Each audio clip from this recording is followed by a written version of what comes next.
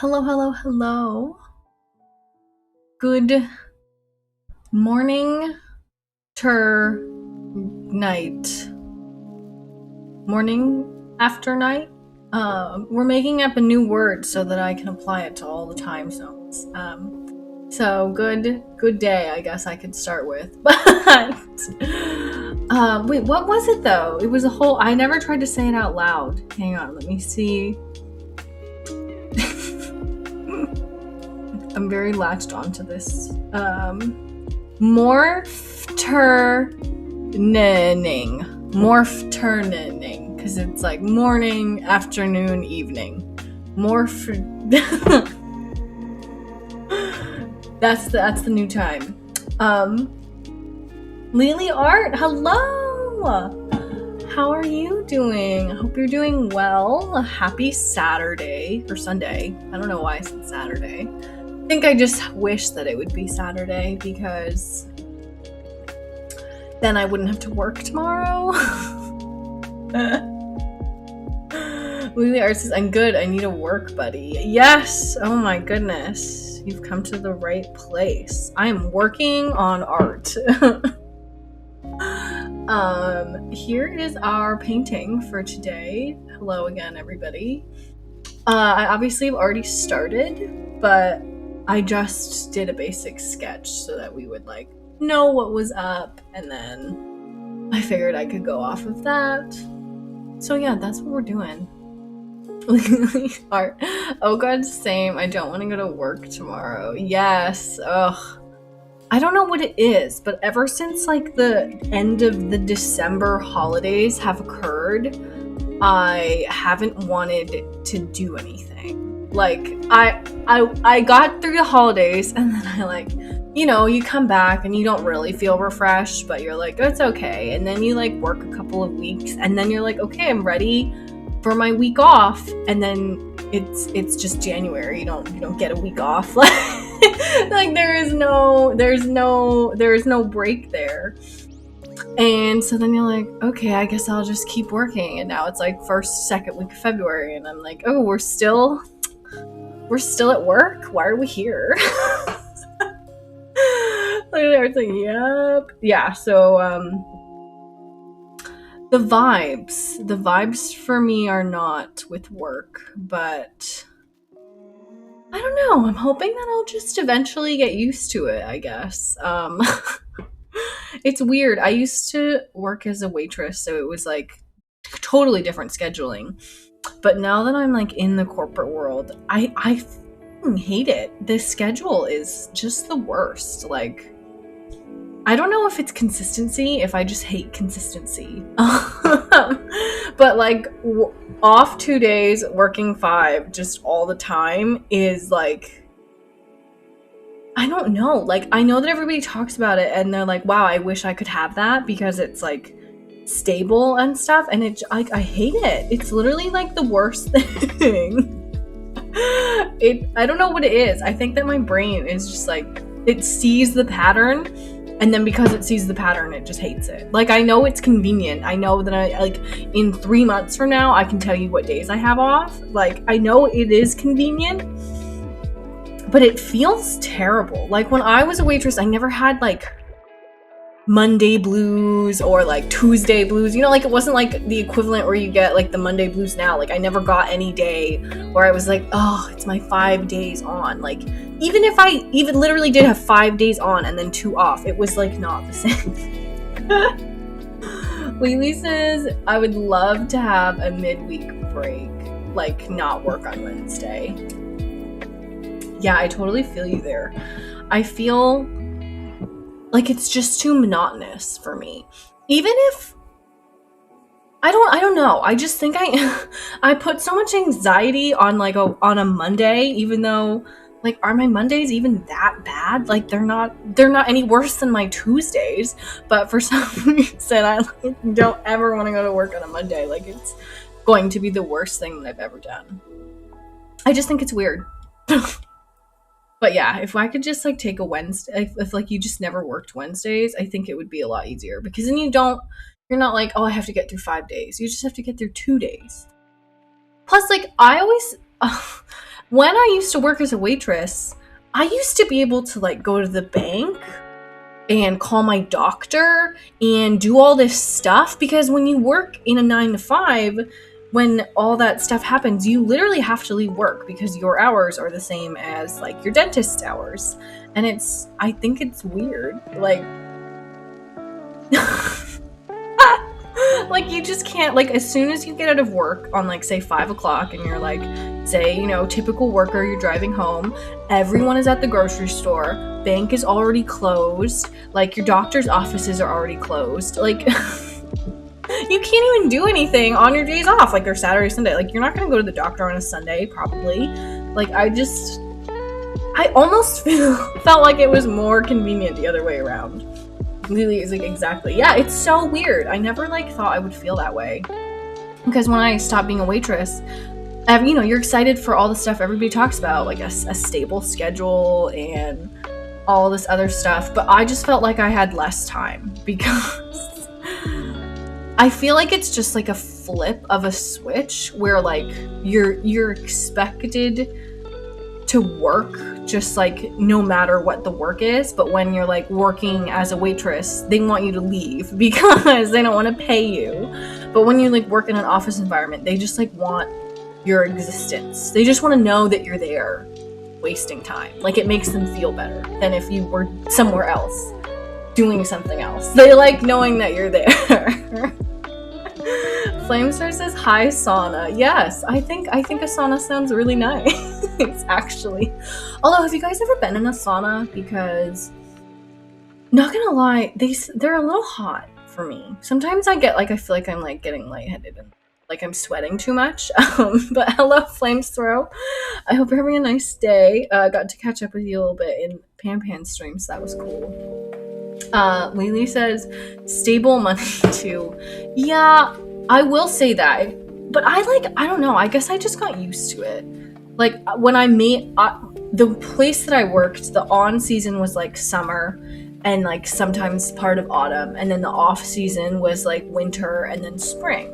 So like, I just got used to like my bosses were just like, hey, just remember, you're not gonna make this much money in the winter time, so you should just advice, like you might want to think about squirreling some of it away in the summer because you're not going to make as much in the winter. And I was like, oh, okay. And then I did that, and like I just got used to it. It is annoying. Like it is hard. I used to track my money a lot more than I do now because of it. Like I used to be like, what did I work every night? What shifts did I work? How many days? Like I was constantly doing the math.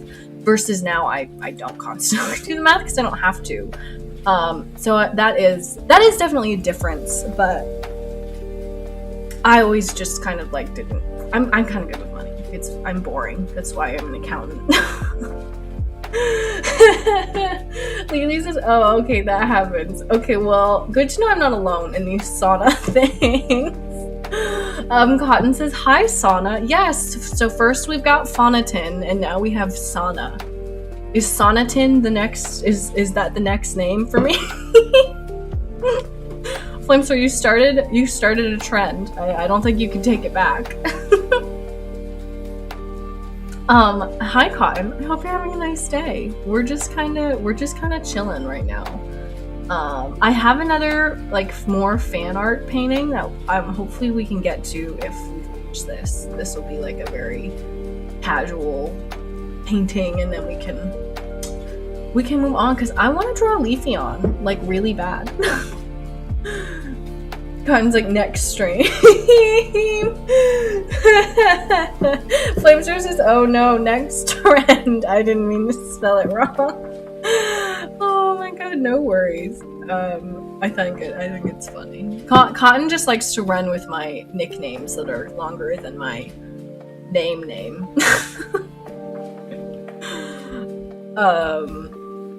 But yeah, I'm like obsessed with Pokemon and like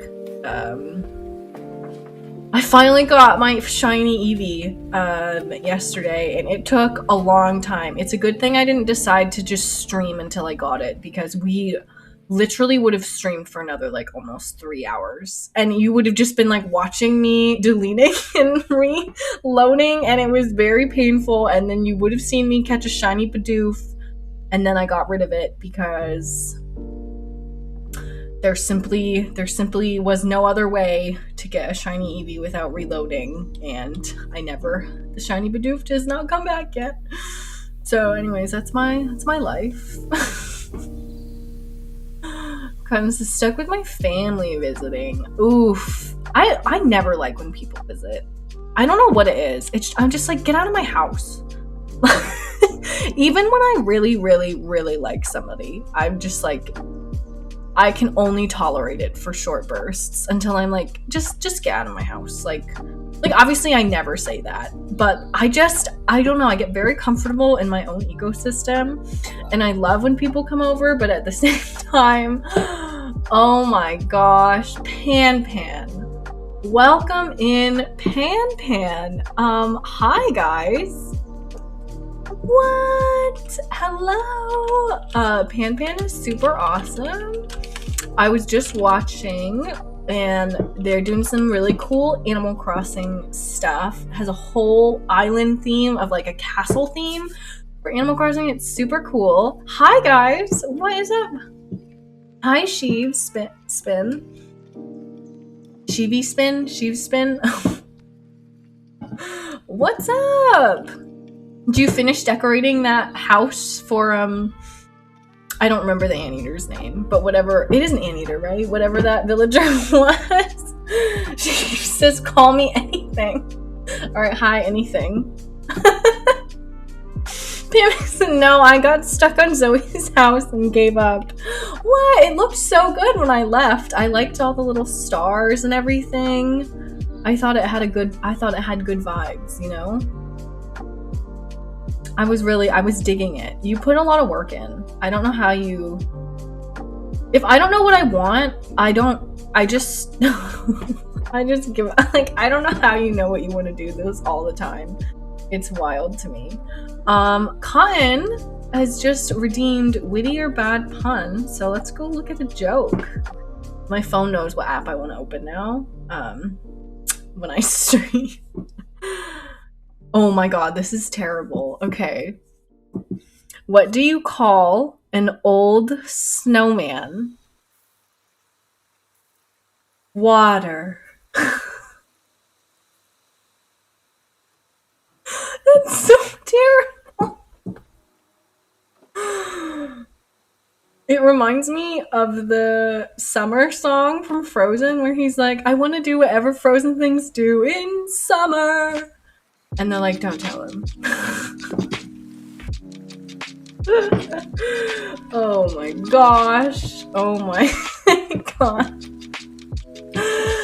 Anyways, I'm gonna make lunch really quick and be back. Yes, guys. If you we were just watching Pan for like a good long time. So if you guys need to take a break, grab a snack, please feel free. Thank you so much for the raid, though. So her new nickname is now Sauna. Yes, I'm now a Sauna. Did you guys were you not aware that I was not a Sauna this whole time? I didn't mean to lie to you.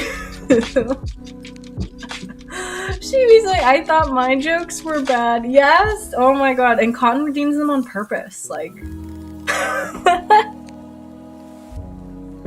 what was it? Yesterday's was like, why can't dogs dance? And it was like, because they have 2 left feet. Get it? Because Cotton says, how is it a pun? Well, I guess it's not really. I guess I should name them jokes. I guess they're not all puns. Some of them are puns, and some of them are jokes. If we're getting philosophical about it, I think you've a point there, Con. I've never really noticed though before. You're the first to make that connection in my head. Now I'm like thinking about it very deeply. I used to do a bunch when I was younger. Like, if you saw me make a Facebook status, it was going to be like a joke. And everybody liked them. I started getting a lot of likes. And then I just kind of like, I don't know, felt like people were annoyed. So I just stopped eventually. Facebook was like a weird thing when it was new because you could like post whatever you wanted. And then you were like, maybe I shouldn't post whatever I wanted. Like, I had pictures up of like some kid who went to like my sister's birthday party eating cake.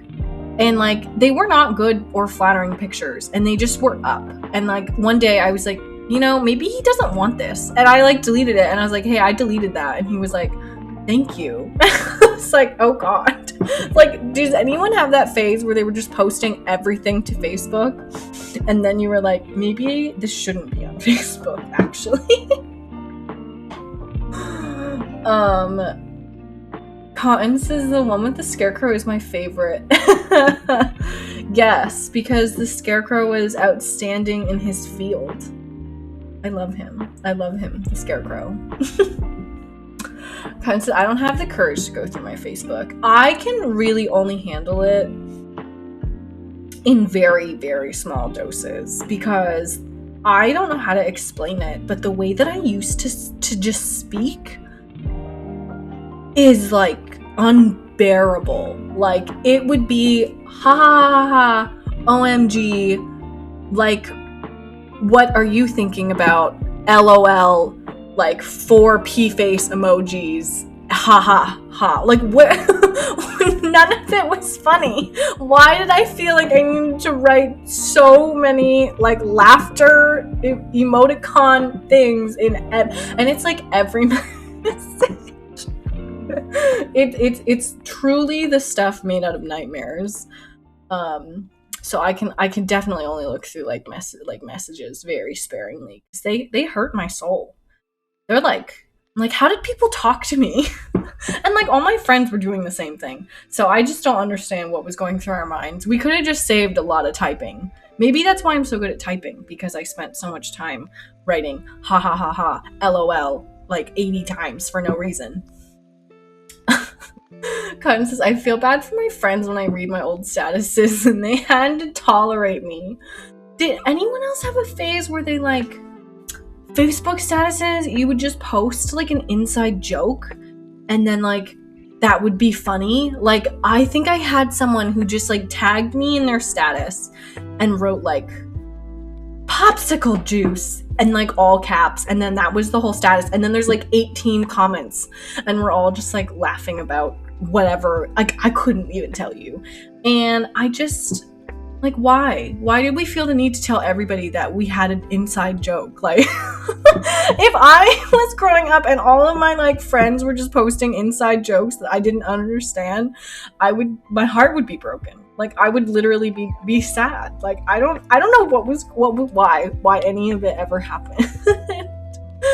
It's like, yes, my statuses were bad, but like I said, they all just ended up becoming like jokes because this was before you could like filter who could see your stuff. So like my friends' parents were seeing the same stuff as my like friends were, so you wanted to make everything like, you didn't want your parents to know you, like, I don't even know, I was like 13, I wasn't doing anything bad, but you like don't want your parents to know, so it becomes like a whole thing. Shiwi says, I'm shooting off to work, Fauna. Catch you soon. Hope the rest of the stream goes okay. Oh, thank you. I hope you have a nice time at work. We were literally just talking about how we didn't want to go to work tomorrow, so my solidarity is with you for having to go to work today.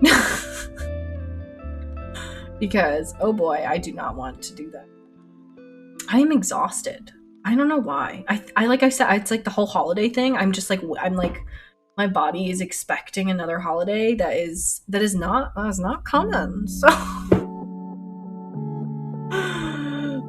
that'll be fun. Hopefully I deal with it okay. I have a 4-day weekend this week, so hopefully that'll be good. She's like, work sucks. It does. I've never heard your jokes, but I have faith that they're good. Also, that reminds me, while we have a bunch of people here, I think that both of my streams next week are going to be canceled. So I am going away for the weekend to see my parents, and we're gonna go skiing, and I never go skiing, so I'm gonna be really bad at it, and I'm obviously not gonna be home, so I think that I'm gonna cancel both streams next weekend. If we don't cancel both, there's a chance I'll stream Sunday, but I definitely won't stream Saturday. I won't be home. So yeah, we're canceling the streams next week. I always hate canceling them because I miss you guys, but you know, sometimes you just gotta do the thing. Cotton says, have fun skiing. Have you ever skied before, Cotton? Because I have skied one time before in my life, and I'm not gonna say I was bad at it because it really was like the only time I'd ever skied in my life. But it was you could say it was rough. I'll put it that way. And we never even left the bunny hill. And my legs were so sore the next day. And I was fit when we went. I was very in shape kind of vibes. It was one of the most in shape period. I'm not even close to as in shape as I am now than I was when I went skiing. And it was so hard. Cotton says, I felt so bad that I'm never going back. Yeah, I don't blame you. I know one of my friends actually went skiing, and her head was wearing a helmet, and she went through I don't know what she hit. I don't know if it was a rock or a ski rack or something, but she full impacted it with her head, and her helmet cracked in half. And they pretty much were yeah, if you hadn't been wearing that helmet, you would probably be not alive. And she was that's cool. And she doesn't really ski now. And I can't say I blame her. I do not go fast, and I could not. I simply could not. Cotton says, same with go-karting. Wait, Cotton, you've go-karted? Is it fun? That sounds very badass. I kind of want to do that. What? I've played Mario Kart. Does that count for anything? Probably not. I don't think it does count for anything, but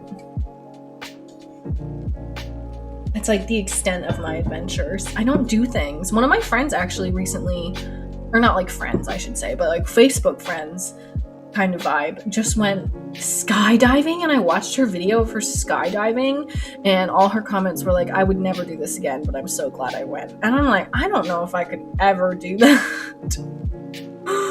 It looked literally exhausting. You could see her, she was practically pacing in the airplane. It looked very hard. I can't imagine being okay just jumping out of a plane. Oh my god.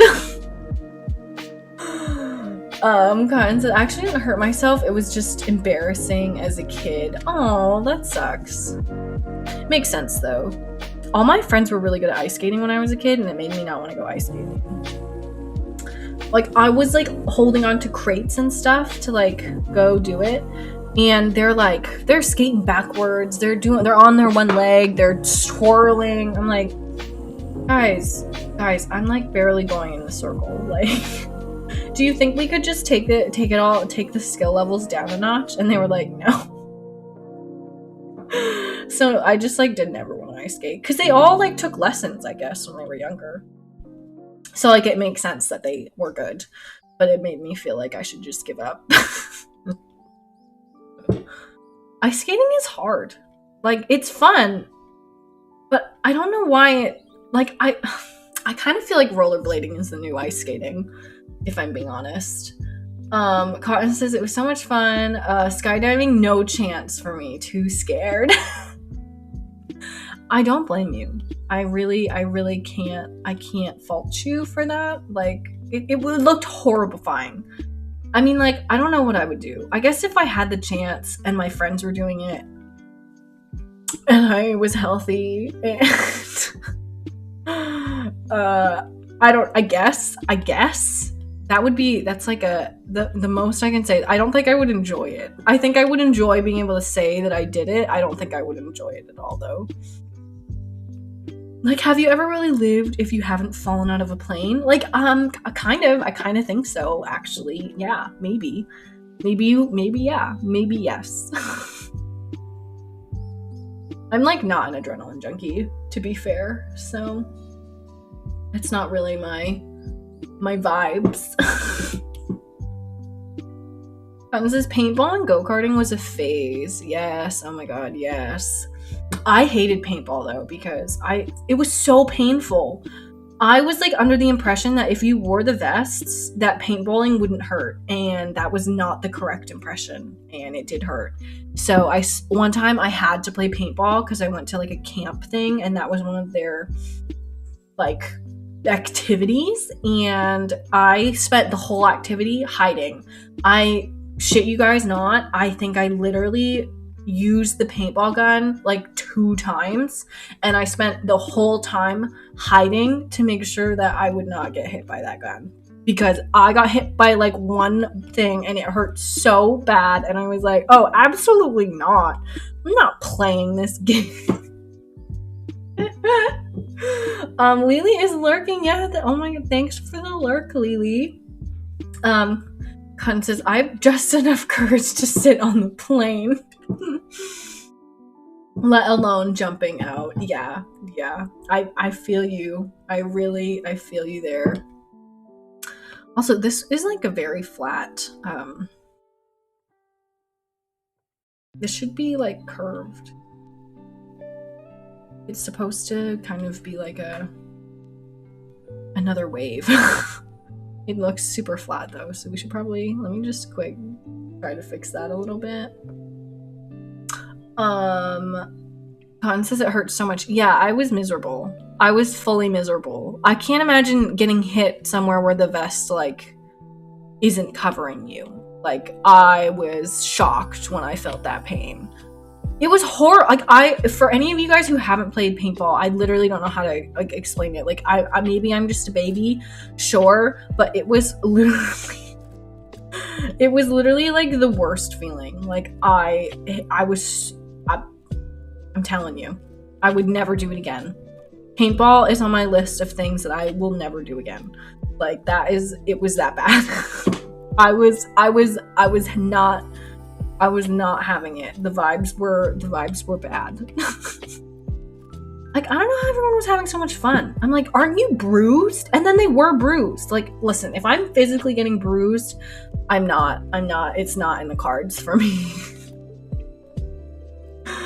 Cotton says, art is very pretty. Oh, thank you. I feel like it's kind of a mess, but if you think it looks good, that gives me faith, you know? I think that helped though. I'm kind of drawing it like with a bit of a reference, but not with like a lot, so I'm kind of like winging it. Oceans are just where I feel very comfortable, so I figured we should go back to that because I don't know, I've been doing a lot of stuff lately. Oh, here, I'll show you guys. So the last painting that we actually finished, I haven't really shown it to you since I finished it, but this is the painting, the other isometric painting of the bedroom that we did finish. Every day I kind of went in for like 10 minutes and I would like fix a new thing, like where it wasn't colored in fully, or like where I realized a shadow should hit somewhere. But this is where we ended up. I'm leaving it now, and it's finally what I'm considering done, which is nice because sometimes I don't know, I just feel like it's not done for a while. So I feel like it's done, which is nice. I don't really have a lot to say about it because I obviously painted it over like 2 stream sessions with you guys, but I don't know, it's kind of, isometric is fun because everything stays the same size. Like, it's not as much of a perspective challenge, so I like it because you don't have to deal with it as much. Like, in my head, isometric like makes sense logically. Like with perspective, you have to think about it, but with isometric, you're just like, I could like take something, move it, and it doesn't need to get bigger or smaller or like change the angles. Like the angles are always the same, so it's nice. Cotton says, oh wow, that's so good. Oh, thank you. I'm glad you like it. It was a lot of work. I think I spent, let's see, I don't remember. It felt like a lot of time though.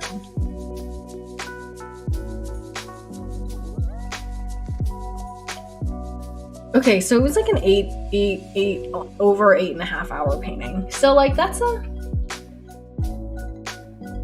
pretty big painting, but like some of these paintings take me a long time. Like, I think this one was also about 8.5. I guess 8.5 hours is like a time for me. I swear this one is like 12, but I guess I could be wrong.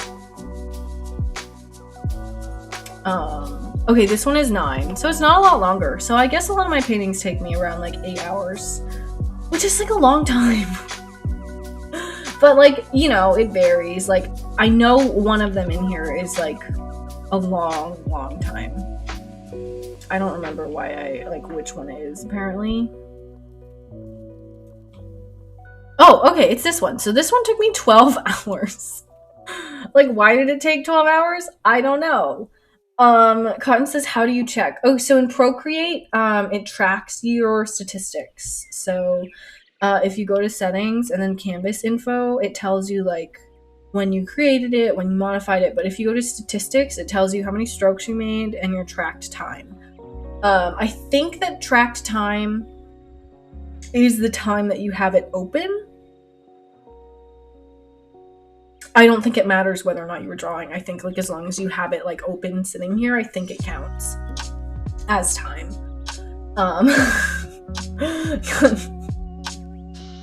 But yeah, this like took me 12 hours. Why did it take me 12 hours? Probably the line art. I wasn't really used to line art at this point, so I was having a moment with it. How long did this one take? Sorry, we're on like a bit of a tangent now, but oh my god, this one is 18 hours. I knew it was a while. This one was so hard. And I purposefully made myself, you can see there isn't really line work. I made myself get rid of the line work because it was like, I'm not doing work. Like I told myself I would do it without line work, so I like had to erase it all, and then this was a whole thing. This painting was a lot of work. Cotton's like, Veer, we have to get food. Yes! Oh my god, food. I'm obsessed. I'm always eating. I think during Pan stream, I was saying that I ate like 5. I literally ate like 5 cookies. And that was immediately after eating lunch. So like, I'm the worst with that because I always eat and then like, you know, your body has to like feel hungry. Like it feels hungry, but then when you start eating, it has to like process that you've eaten, and then it is like, oh, you've eaten, so I feel full. But like in that window, that literal like 15-minute window of time where I've eaten but I don't feel full, I want to just eat everything. So I just like, it is like the worst snacking window of my life because I am inhaling anything. Constance Beer or Redeemed Hydra, yes, thank you. So yeah, I'm kind of the worst, but what are you gonna do about it, you know? I try to distract myself. So like once I eat, I'm like, okay, you're not hungry, so wait 15 minutes, and then if you still want to eat in 15 minutes, you can. Because I know I'm not gonna want to eat in 15 minutes because the food will have kicked in, and I'll be like, oh, I'm really full. But I have to get to that part. Sometimes it helps to eat gum. Well, not eat gum, but to have gum for that 15-minute window. But then usually I just eat the gum, and then like when I'm done chewing the gum, I'm like, okay, I'm ready to eat. Like, I don't know what it is. So it doesn't always work for me to chew gum. But I think in theory it is supposed to work. So if anybody else has the problems that I have, you could try that. Let me know if it works for you. I'm just kind of a mess. I just love eating. Like, I don't know. You know, like, I don't know what else to say except that food is awesome. I think I read something and it was basically like, we make food so good that, like, of course we overeat, basically. And, like, that makes so much sense to me. Like, food used to be worse. So, like, why would you want to overeat it if it doesn't taste as good? It made me feel better. That's the real motive right there.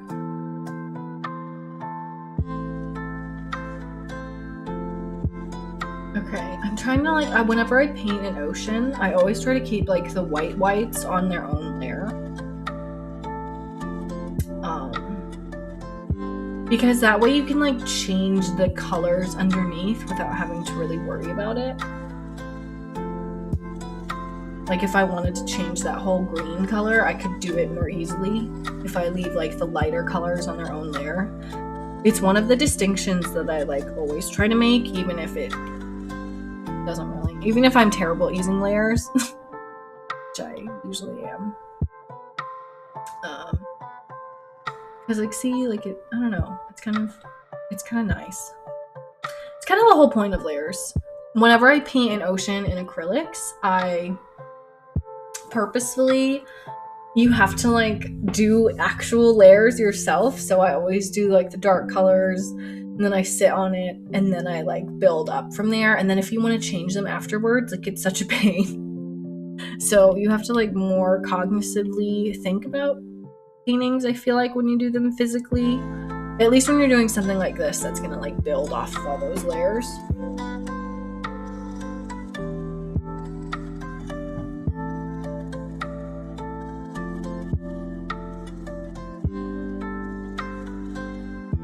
Oh, I'm using the eraser. That will do it.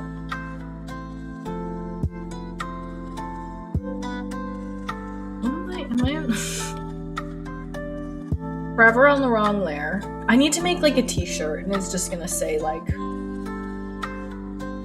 I don't know if it should say, like, am I on the wrong layer, or if it should say, like, forever on the wrong layer, or something like that, because it is truly my personality.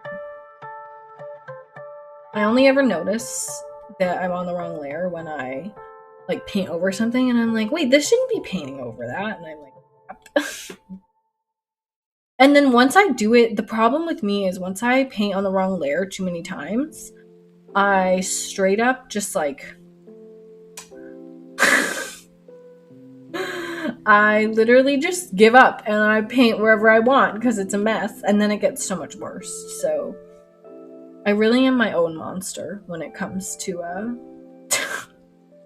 to layer organization. If you guys are good with your layers, like, please teach me your ways, because I'm a mess. Like, I have been doing this now since, like, at least, like, 2019. So that is a long time of me having had layers and being able to use them, and just, like, still being generally kind of crap at them. I know that some people, I've actually seen people who only, like, use, like, the, like, max 3 layers because they feel like it makes it more authentic, but that does not. I don't feel like my work is more authentic when I do it. Like, I've tried layer limiting, and it doesn't, I don't know, it doesn't really give me an effect that I feel like I'm going for. That makes sense. I want it to be really choppy though, so I'm leaving that choppy in the back. And then I guess I can work on the front of the painting a little bit.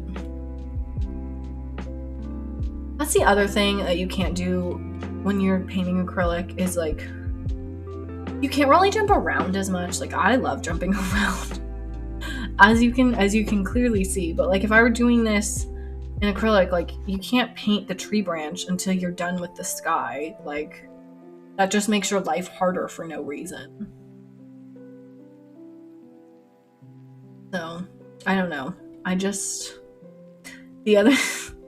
This morning I was painting on my acrylic canvas, and I messed up. I like painted something. I was like, crap, I hate that. And I started like freaking out. And I was like, I caught myself, but I almost did like a 2-finger tap on it. And then I was like, that's not gonna work. Like, I don't know what it is about the brain, but my brain is just like, oh, you made a mistake. Undo. I'm like, no, there is no, that's too late. So thankfully though, acrylic I feel like is pretty forgiving. So whenever I make a mistake, I usually it doesn't cause me too much like angst or anything. Okay, I think I meant to kind of work on these clouds a little bit. Also, it's so windy out and we just got a bunch of snow, so like I can see the wind is moving the snow like it's like a sandstorm or something. It looks very cool, but at the same time it's kind of freaking me out. Every time I hear it, I'm like, the building is gonna collapse, and I'm fine. The building is not collapsing.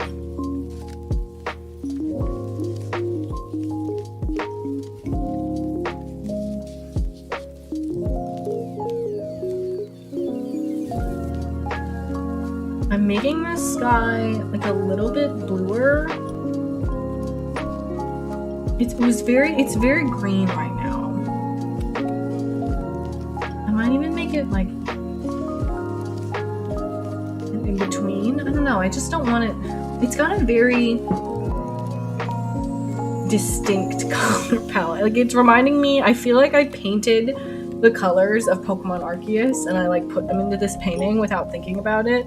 So now I'm trying to like decide if that's what I actually want. Also, I have a cloud brush, so I might use that. I try to paint with my acrylics like every once in a while because I get a little anxious and I worry that they're gonna like stop working. So I try to like use them every once in a while just so I know that I can unscrew the caps and stuff and that they're gonna work. But I need to like go through them because I have a lot of paints and I honestly, half of them I could probably get rid of them. But I feel bad getting rid of them because they're good paints. So I'm like letting them sit there. So maybe I should just take them. I don't know. What do you do with like old paint? Because I don't want them. Like, here, I'll just show you guys. So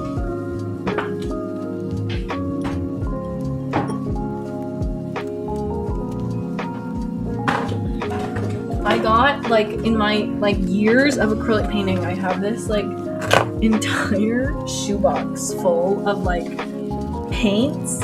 And when you're painting acrylically, the 3 main colors are not like what you'd think they are. It's basically all you really need is white, primary cyan, Hansa yellow, and quinacridone magenta, like very specifically those shades.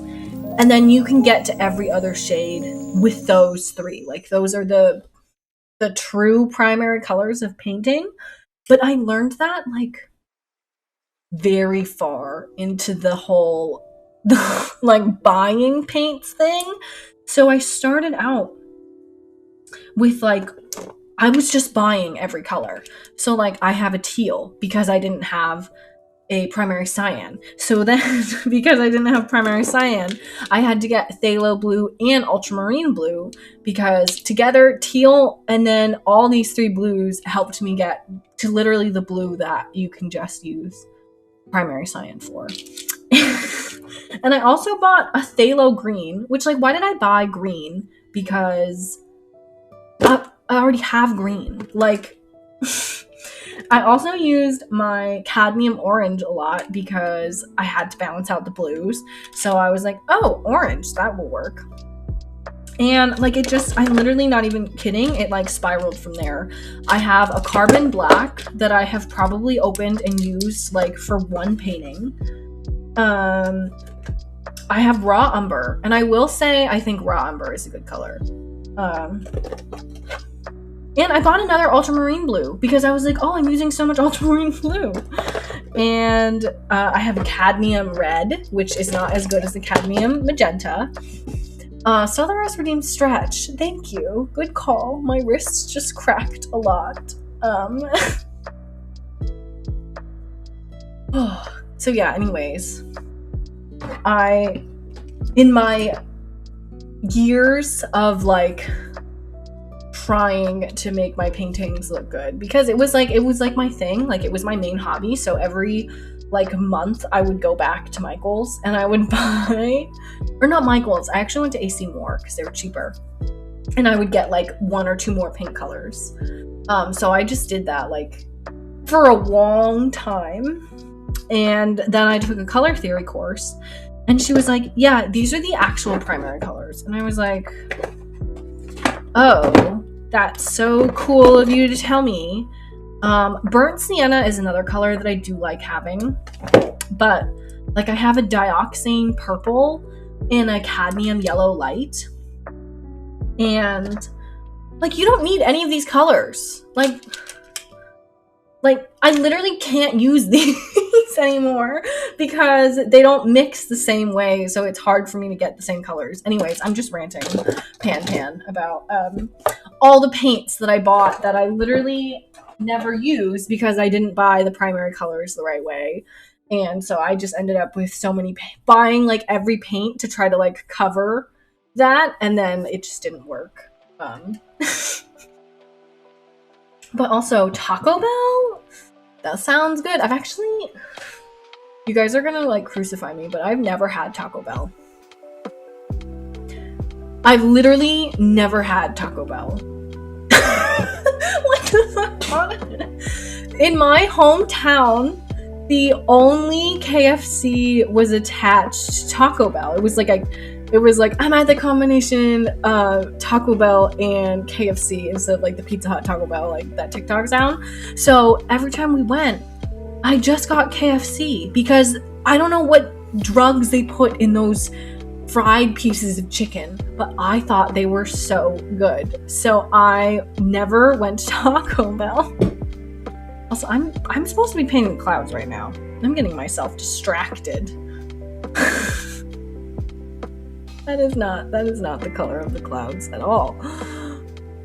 Pan says, I can't believe it. So I'm guessing you would recommend Taco Bell then.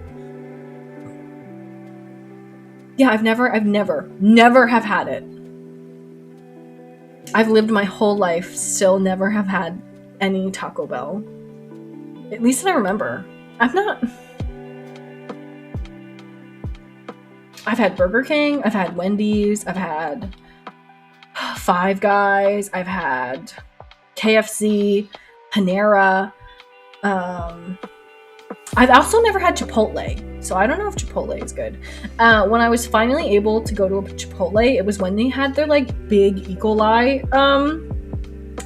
thing, and they like closed all their locations. And then after that happened, I was like, well, I'm not just gonna like go for the first time now, like I'm gonna get E. coli. Like I was obviously not gonna get E. coli, but anyways, that like all occurred at the same time, so I've never been to Chipotle either.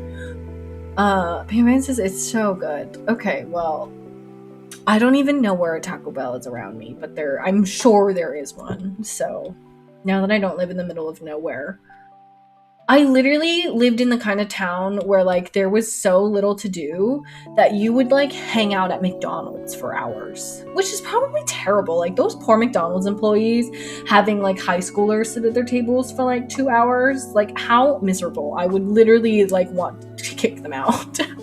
But like obviously we were ordering stuff, but you'd order like a McFlurry and then you would sit there for hours, and it's like be like, my mom is coming to pick me up. Like, that was just like the thing to do. I don't know. Very odd stuff, I feel like. Human says, oh yeah, small towns you hang out in restaurants and grocery stores. Yes, I don't know. You could literally, like, one of my friends was actually talking about this, and he had like gone to Halloween, and they spent like, they like dressed up, and they spent like half the night at Price Chopper, like just like being in their costumes and like I think trying to just like get reactions out of customers and stuff. And it's like, what small town behavior? Like, you're just like, this is it. This is what I want to be doing right now. Is I got dressed up for Halloween and I want to go to the grocery store. Like, I don't know. I just think it's all very odd. But it is what you did. It was like, oh my god. I have to tell. One time I was at the other terrible thing about small towns is that everybody is everywhere, and my mom is actually a pharmacist. So in the town that I was working in, there were 2 pharmacies. They were across the street from each other, and my mom worked at one, and then like the other was across the street. So on my way to work, or like back from work, I had to go to the pharmacy because I was going to pick up this is if you are like 13 and under, don't listen. But I was going to pick up like some stuff, but I also went to go pick up like a box of condoms. And I'm buying them, and I'm, you know, it's hard enough to buy them. Like, it's not a fun thing. You're not enjoying it. And I shit you not, I run into one of my bosses, essentially, like a coworker who is like above me, like not my direct boss, but basically. And she's like, "Hi, Fauna," and I'm like, So, and then she saw me buy those, and the worst part was that like she knew who I was dating at the time, so she knew like why, you know, like she just knew too much. It was very uncomfortable. But my mom worked at the other pharmacy, so it was like my mom is in one store, and then apparently my boss is in another at the exact moment that I'm checking out. Like, it was the worst thing ever. And then I like I like told everybody, but it was terrible. It was literally terrible. I'm like blushing about it right now. Like, it was I was like, you gotta be kidding me. Like, I was in this store for like 5 minutes. What are the literal, and of course, you know, like, it's just like, of course this would happen. It always shocks me when I visit family in their little towns, and it's so weird. Dude, small towns are so weird. They're like a different breed. Like, something's wrong with them. Like, something's in the water or something. Like, I don't know what to tell you. It's a whole thing. Yes, Pam's like, oh my gosh. In small towns, everyone knows everything because of that. It is so weird. I don't know how everybody knows everything. Like, I don't know things. Like, my mom sometimes when I go home will tell me things like, "Oh, did you hear that so-and-so's dad passed away from cancer?" And I'm like, "No, how did you know that?" And then she's like, "Did you hear that Jimmy's mom's cousin is actually like I don't, like, you know, just like the most insane pieces of gossip about people who you like barely know and like have not thought of in years." And your mom is just like, "Oh yeah, they murdered someone and now they're in jail." And it's like, what? Like, how does everyone know these things? Like, I didn't know. It's just like the weirdest thing of like keeping tabs on everybody. I feel like it's just it's like a curse. It's what it is. There's definitely like I don't know, there's like a judginess. Like, they remember everyone who left the small town, and then they judge them. And then they judge all the people who are new to the town because they're new. Like, it's just so weird. It's like being in like a really weird high school that just, you know, but everyone's an adult. Like, that's kind of what I can equate it to, I guess. It's just all weird. Like, it throws me off. Pampers, how do they know? I know, exactly. It's weird. And like my mom, I don't think she's that gossipy. Like, people, I think, just say these things. And it's like, huh?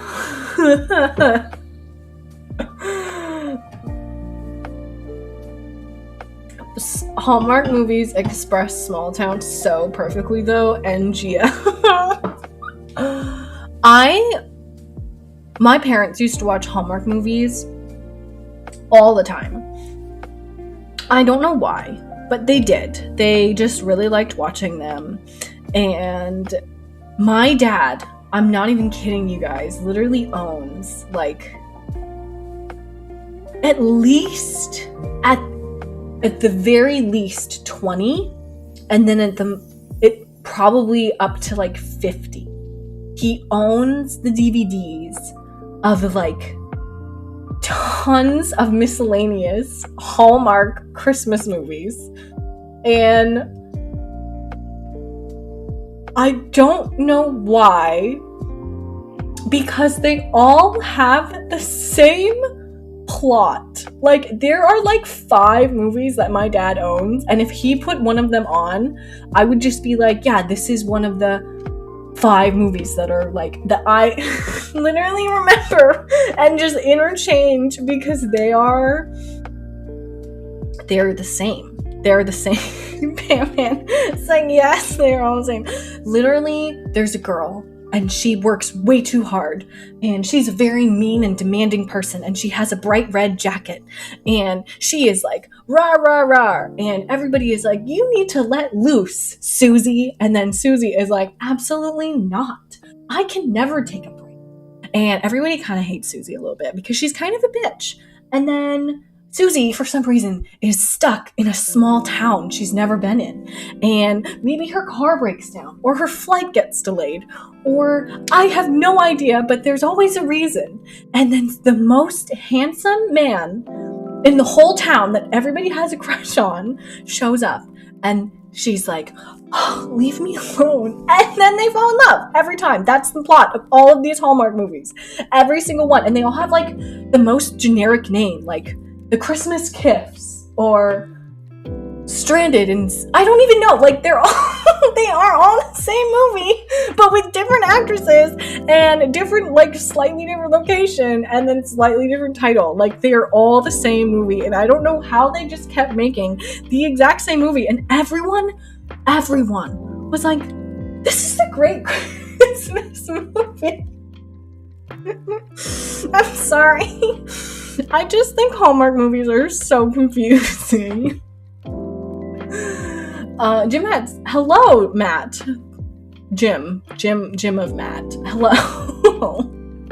OMG, I like your haircut. Oh wait, t-shirt too this time. Okay, thank you.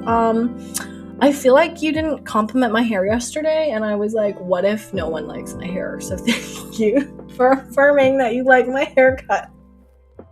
I hope you're having a nice day. Welcome in. I'm just ranting about Hallmark movies. Specifically the Christmas ones, because they literally all have the same plot. And my dad owns them. He purchased these movies. And like, what is there to purchase? Why are you buying these? What is in this? Like, you know, obviously, if you like something, I love that for you. Like, live your life. I mean, I'm the one who spends 700 hours in a game about talking deer and animals, where I make my own, like, village. But I just... Pan. This is so true. The flight delays are the best, because they're like, buy a house instead of getting a hotel, or just stay over at a random guy's house. Yes! Oh my god, like, the girl will be like, I'm going to visit my grandmother, and then her car breaks down when she's trying to leave, and then instead of just like doing a logical thing and like getting a hotel, the handsome man is always like, just stay with us, we'll take you. And she's like, I really can't stay, I'm very busy. And they're like, you're not that busy because you're not going anywhere. And then she's like, harumph. It's just like, I don't know what it is about the formula. It's like, I guess people love it, you know? Like, that must be the true thing. People must love the formula. But like, is it good? Jeanette says, hey, Pam. Pam. Interesting. Pan is looking to change her, apparently, change the Twitch name, because apparently everybody thinks the name is confusing now. Which is really inconvenient to me, because I feel like I was just getting the hang of the naming convention. I'm level 29 at Genshin. Oh, I'm sorry, Ganeshan, yes. Stop. I'm like, I don't even think I can like play with friends because I'm not level 10. Like I'm not, it's not working. I'm not good. It's a lot of fun though. I wish it was on my Switch. If it was on my Switch, I would definitely play it more. The whole like remapping of the controls for me is really hard to get over. I just have simple bird brain, you know? Me and my bird brain. I don't know another way to explain it. But how the hell? 29. Man, you're killing it.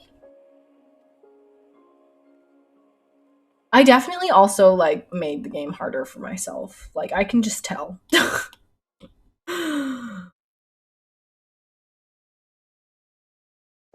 Also, this rock is very smooth. I feel like it wouldn't be smooth, so I need to make it a little jagged.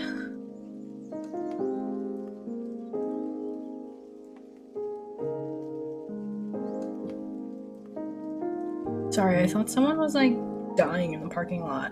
This is what happens when you have a view of the parking lot, is I feel, like, morally responsible for the cars. Like, I should be able to know what happened because I can see. I'm high up enough that I can see the whole lot.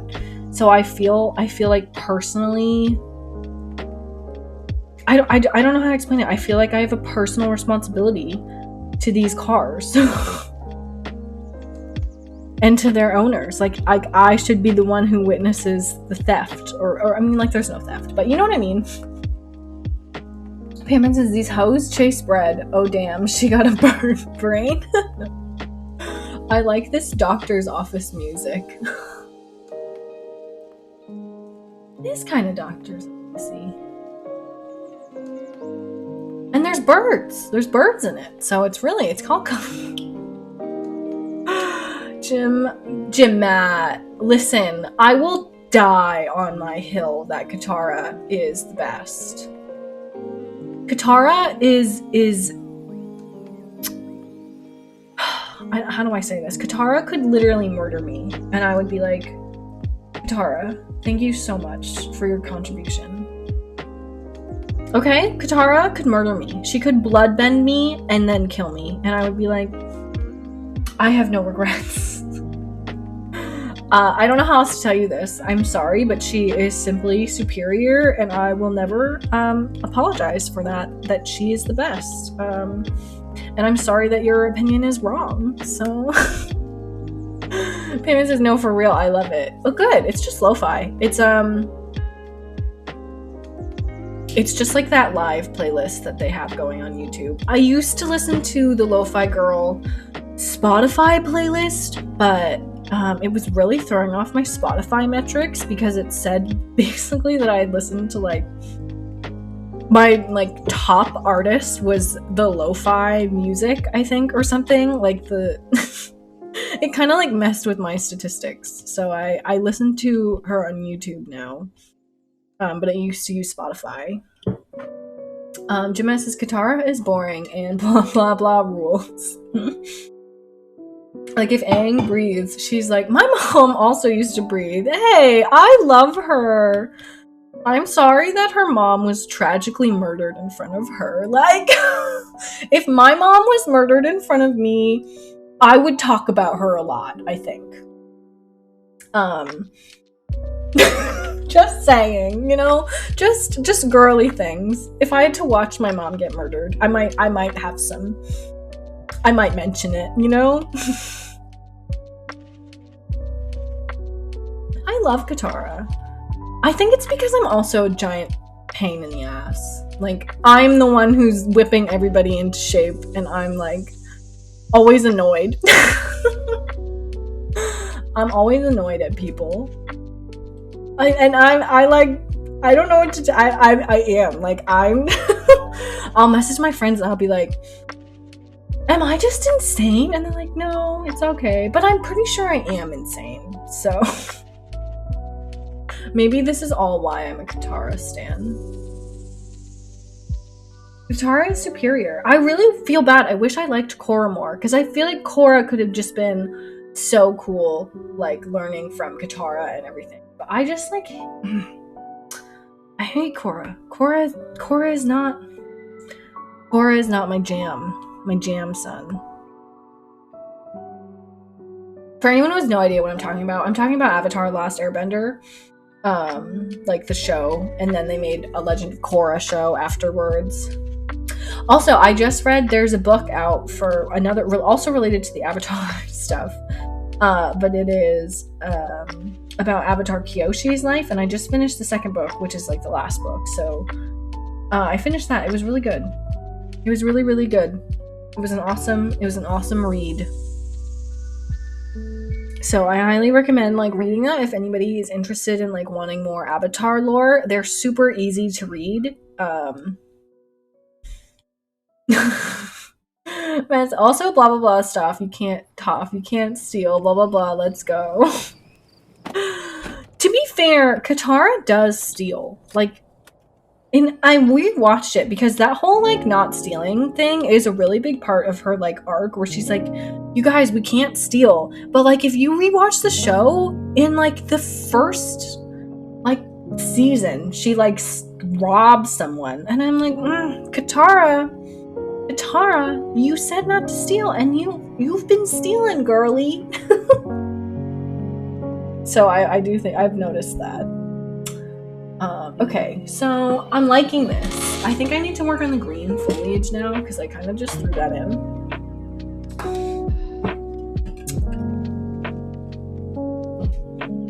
But at least now the rocks have like a shape. The branch up here is like killing me. I don't know why. Just doesn't look right. Okay, well I don't want to get rid of the bottom stuff, just this. Is this layer empty? Yes. A good way to tell if a layer is empty is if you try to copy it in Procreate, it will always say copy layer empty. So if it's an empty layer and you try to copy it, Procreate will be like, babe, there's nothing there to copy. So that's like what I always use, because sometimes I feel like there might be something there and then you delete like random line art or some like small detail that you then have to just redraw because you deleted it because you're me and you are crazy. I feel like the branch is important. Like, I mean, I like it, but maybe, I don't know. Maybe if I change the colors of it or make it bigger or smaller.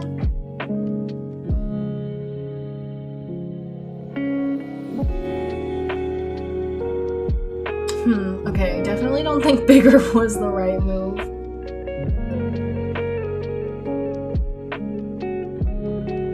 I don't know if oh god. I don't know, it's just not like doing it for me. I'm gonna make it a little smaller, and then maybe that will be...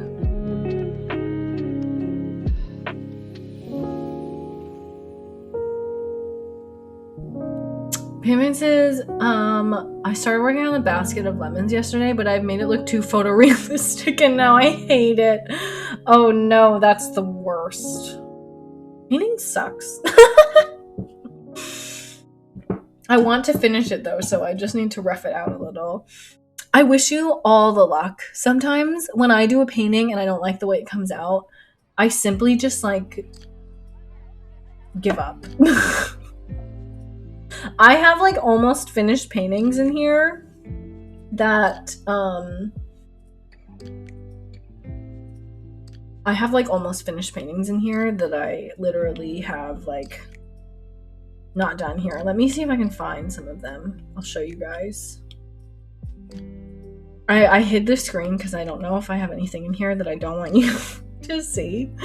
Oh yes, okay, I painted both of these on stream. So this one, I hate this one. I don't even want to fix it. Something about this whole train track running through it is just boo, bad vibes, so goodbye. And then this one, same deal. The bridge, no, something's wrong with it. And like I worked so hard on all these flowers and they look just so loud. They're so loud. So I simply was like, you know what, I'm done. And I'm never gonna finish those. So that's just the way it do be sometimes. I have lots of stuff I just simply will not finish. And Matt says she stole the waterbender scroll. I'm sorry, I'm trying to say just Matt. Yeah, she does. And I think that is very weird when she then gives everybody a lecture on stealing. I will say I thought that was weird. I remember literally thinking about it and being like, okay, that's very contradictory. Just say Jim. Anyways, I think it's like the idea of the branch, like having more of it coming in shows you're looking through the water, but maybe tweak the actual branch. Yeah, I mean, I like it a little bit more now that I tweaked it. Having more coming in so it shows you're looking through to the water. Yeah, I feel like I did the opposite. But I kind of like it. I also was dabbling on the idea of like, instead of doing a branch, like maybe there's just like really big plants here. But I obviously also haven't done that, so I don't know. Sometimes if I ignore things, my brain starts working and it's like, oh, dummy, just do this. And I'm like, oh, that's a good idea.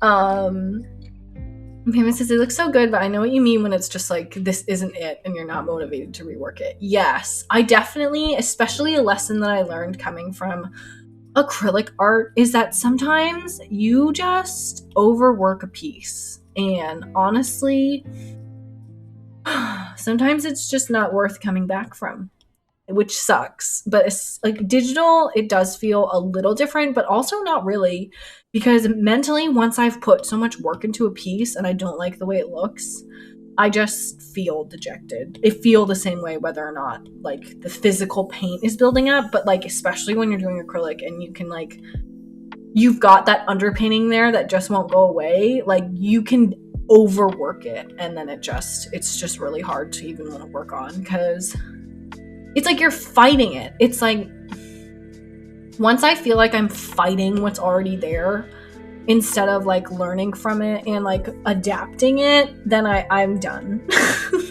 And if that means that painting just goes in the garbage, then that's just what it means for me. Like, and I always save them. Like, that's why they're still on here, because I don't know if one day I'm gonna wake up and be like, oh my god, this is the exact idea, and then just like run with it. But I usually just have to put it down for a really long time, because at that point it's like, should I just have a new composition? Should I use different colors? Like, and then it's like, okay, then this isn't even the same painting anymore. Payman says, I do that too. I like leave and then I'll come back to it. Yes, that's how I felt with this one, because every time we ended stream, I was like, I'm done. Then I was like, there's no shadow in this pot actually. And then I was like, well, actually there's no shadow of these calendars. And then I was like, well, actually then there should be a shadow of this plush. Like, I see them much better when I leave, and like sometimes, you know, flipping the canvas helps with that kind of stuff. But most of the time for me, I just need to stop looking. I truly just need to no longer see. Also, this is the idea of the Pokemon painting. I figured I would do a nighttime one because the sky is so pretty. But yeah, anyways, that's what we'll do after, if I ever finish this painting.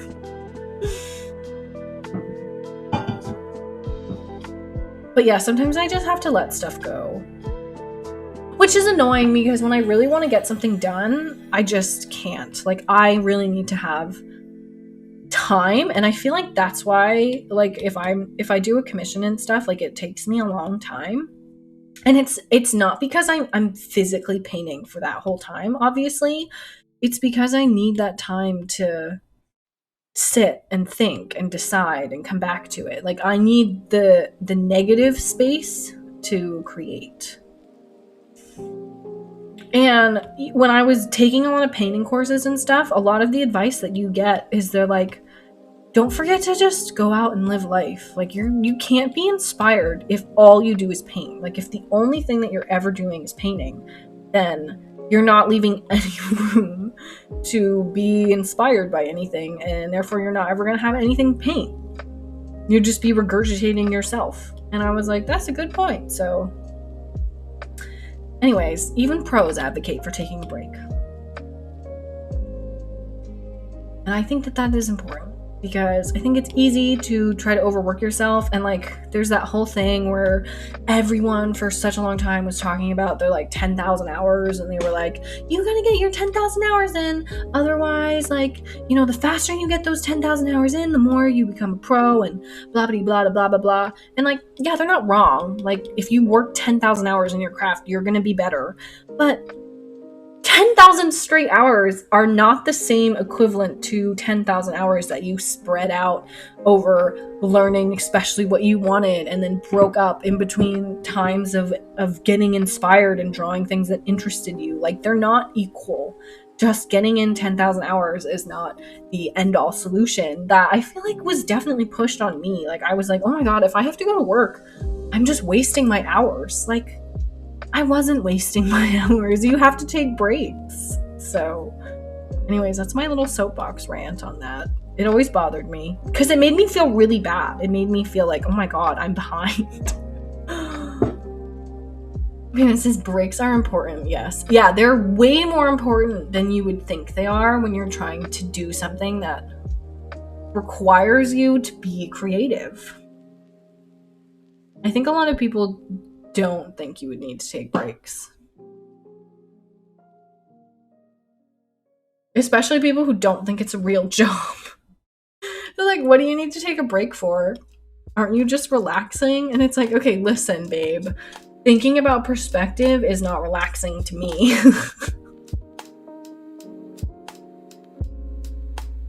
God, sometimes I hate perspective. It's so hard to like understand how objects work in space, and that just takes time.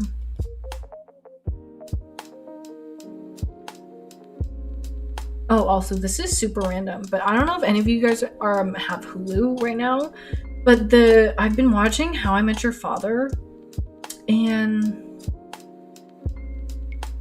it's kind of good. I didn't think I would like it. But it's like, it's kind of funny and it's kind of entertaining. I mean, I actually really like Hilary Duff, so I guess I shouldn't be too surprised. But it's good. So if you guys really liked How I Met Your Mother, I might actually recommend it. It's been pretty funny so far. I think the pilot is a little shaky. And it's definitely like a classic sitcom, but like it's fun. Like I'm enjoying it. It's not like the best show ever written, but it's not like terrible either. You know, like I kind of thought it would be terrible, I'm not gonna lie. So Parents says, what is it on? I know it's on Hulu, so I've been watching it weekly on Hulu. I don't know like what it's on, if it's on TV.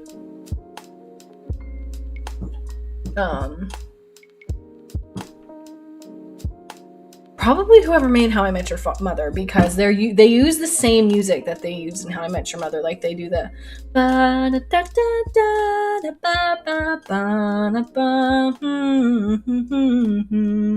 like that's also the theme song for the new show.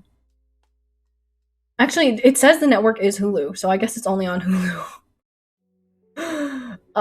It's funny. I really like Hilary Duff, actually. I'm not gonna lie. She's a baddie. I like her. So yeah. It says I might check it out. Yeah, I definitely I think it's fun. You definitely wanna come into it like not expecting it to be anything great. But it's like a nice twist. The only thing that I had a complaint on, that I don't think is a universal complaint, is that the mother, who is the mother, is like there's Hilary Duff who's the mom, but then like, you know how in like How I Met Your Mother, he's like, hey kids, today we're going to talk about this other woman that I was terrible to. in the show, they show the mom, and she is like, I guess she's a famous actress, And she does the introductions and she's talking to her son. But my issue with it is just that it felt to me, and I don't know if I'm being kind of like crazy. Jimenez, yay, Fauna singing again, first album when you missed the Encanto challenge. I sung a little bit in that too, but my voice was so tired that I couldn't really sing because I just been like going rapid fire for like 20 minutes. Anyway, what I was trying to say is that the mom, who is being the future mother versus the Hilary Duff current mother, is like older women. Like, not saying that she's like old or anything, but she's clearly like a different person. But when they did it in How I Met Your Mother, Ted has always been Ted, and it felt a little sexist to me. I don't know, you know, maybe I'll take that back. My friends who are watching it don't feel the same way, so that it's just me. But I just felt it was weird. I'm like, why does the woman have to have an old version, but the man doesn't need to have an old version? I don't know. I just thought it was weird. I'm not gonna like die on that hill or anything, but I thought it was weird. I do need to work on my album though. Most of it is Animal Crossing. I want to record all my Animal Crossing sounds. Also, if you guys are on TikTok, I don't know if you follow, I'm gonna forget which Green it was, but I think I follow both Hank Green and I follow John Green. And one of them posted this video about seeing a Cadbury egg on the ground. Hang on, let me see if I can find it. Okay, yes, it was Hank Green, and he does this whole song. Hank Green is chaotic. Yes, he literally, it's just him walking, and he's like, when you're walking to work, and you're looking around, and you see a Cadbury egg on the ground, and you know you shouldn't eat it, because that would be gross. And then it cuts to him going with like chocolate in his mouth, and he's like, rrr, rrr, rrr, rrr. And it's so funny. If you literally go on TikTok and you search like Hank Green Cadbury egg, like you'll see it, and it is so chaotic. And I sent it to all my, like, so many of my like in real life friends, and they were just like, this is not funny. And I was like, yes it is. I watched it like 5 times when I first saw it. I'm not even ashamed to admit that. Like, I literally watched. I don't know what to tell you guys. Like, I thought it was the funniest. I don't have any regret. Because his videos are so good, and for what? Oh my god, wait, okay, so this is related to the other Green brother, but I'm sure you guys all remember the Fault in Our Stars craze. And if you want to watch his video on it, I recommend it. But he basically talks about how, if you guys aren't familiar with it, I'll give you some backstory. So The Fault in Our Stars is about a book, or it is a book, it's not about a book, of 2 kids who basically have terminal cancer, and they know they're gonna die. And the protagonist is the girl, and she is just depressed, obviously, because she knows she's about to die, and she doesn't make any friends, and her parents are very worried about her. They make her take this class, she meets this guy, and then they basically fall in love, and that's the thing. And one of the things that the guy says is that he constantly has cigarettes, but he doesn't smoke because he has this thing that became very cringy, and everyone he says, you put the thing that does the killing in between your teeth, but you never give it the power to kill you.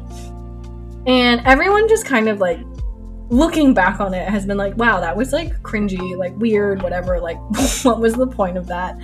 And he does a video explaining that and the title of the book. So I don't know if I'm just dumb, so maybe you guys all got this already, but he talks about how the reason they were doing that is because, like, I can't really word it as eloquently, but the whole point is just that he picked something he had control over, which was the cigarette, because his whole life, like getting terminal cancer, he hasn't been able to control the fault that he can control. So it's basically supposed to be like The Fault in Our Stars. So The Fault in Our Stars, which is the title of the book, is supposed to talk about how, like, you just were at the whim of the stars and it's not anything you can control and it's killing you, which is the whole point of the title of The Fault in Our Stars. But the point of the holding the cigarette is that it was a fault that he could control. And, like, he obviously words it very eloquently because it's his book, but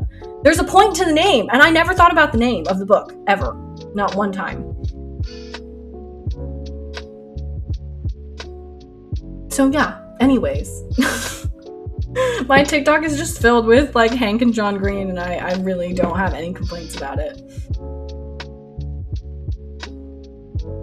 Okay, does that look good? I feel like it looks like a seal.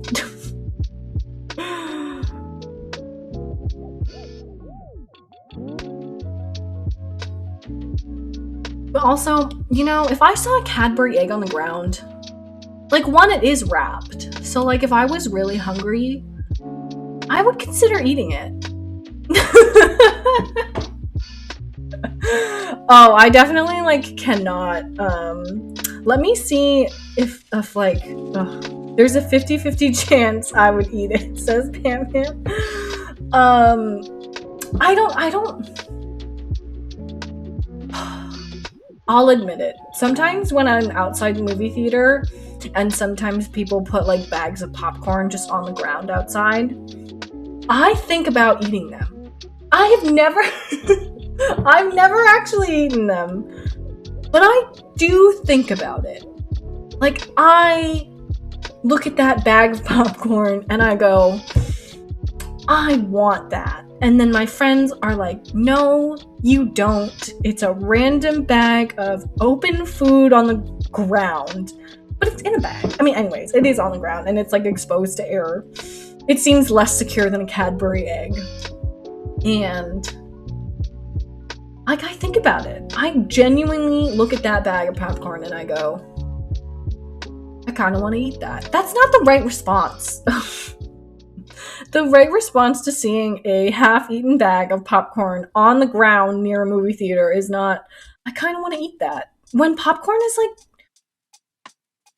so popcorn is one of the cheapest foods, like, ever. Like, you just buy a thing of popcorn and it makes, like, infinite popcorn. I can just go home and make popcorn. But what do I want to do? I want to eat the floor popcorn. Like a crazy person.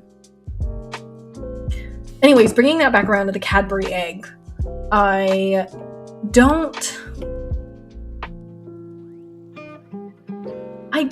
think I would eat it. Mostly because I like Cadbury eggs not enough to want to eat them on the ground. Plus, I'm a very paranoid person. So I would just assume that it was a trap and that it would poison me. You know what? Hank Green, you know, he can live his life on edge. I don't have that luxury. Also, I made the grass too small. I wanted some of it to be bigger, so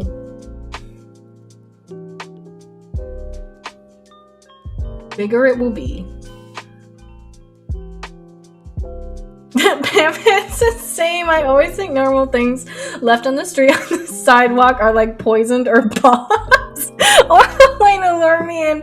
Okay, I'm laughing, but it's because I feel the same way. And for me, I think it comes from watching too much Criminal Minds.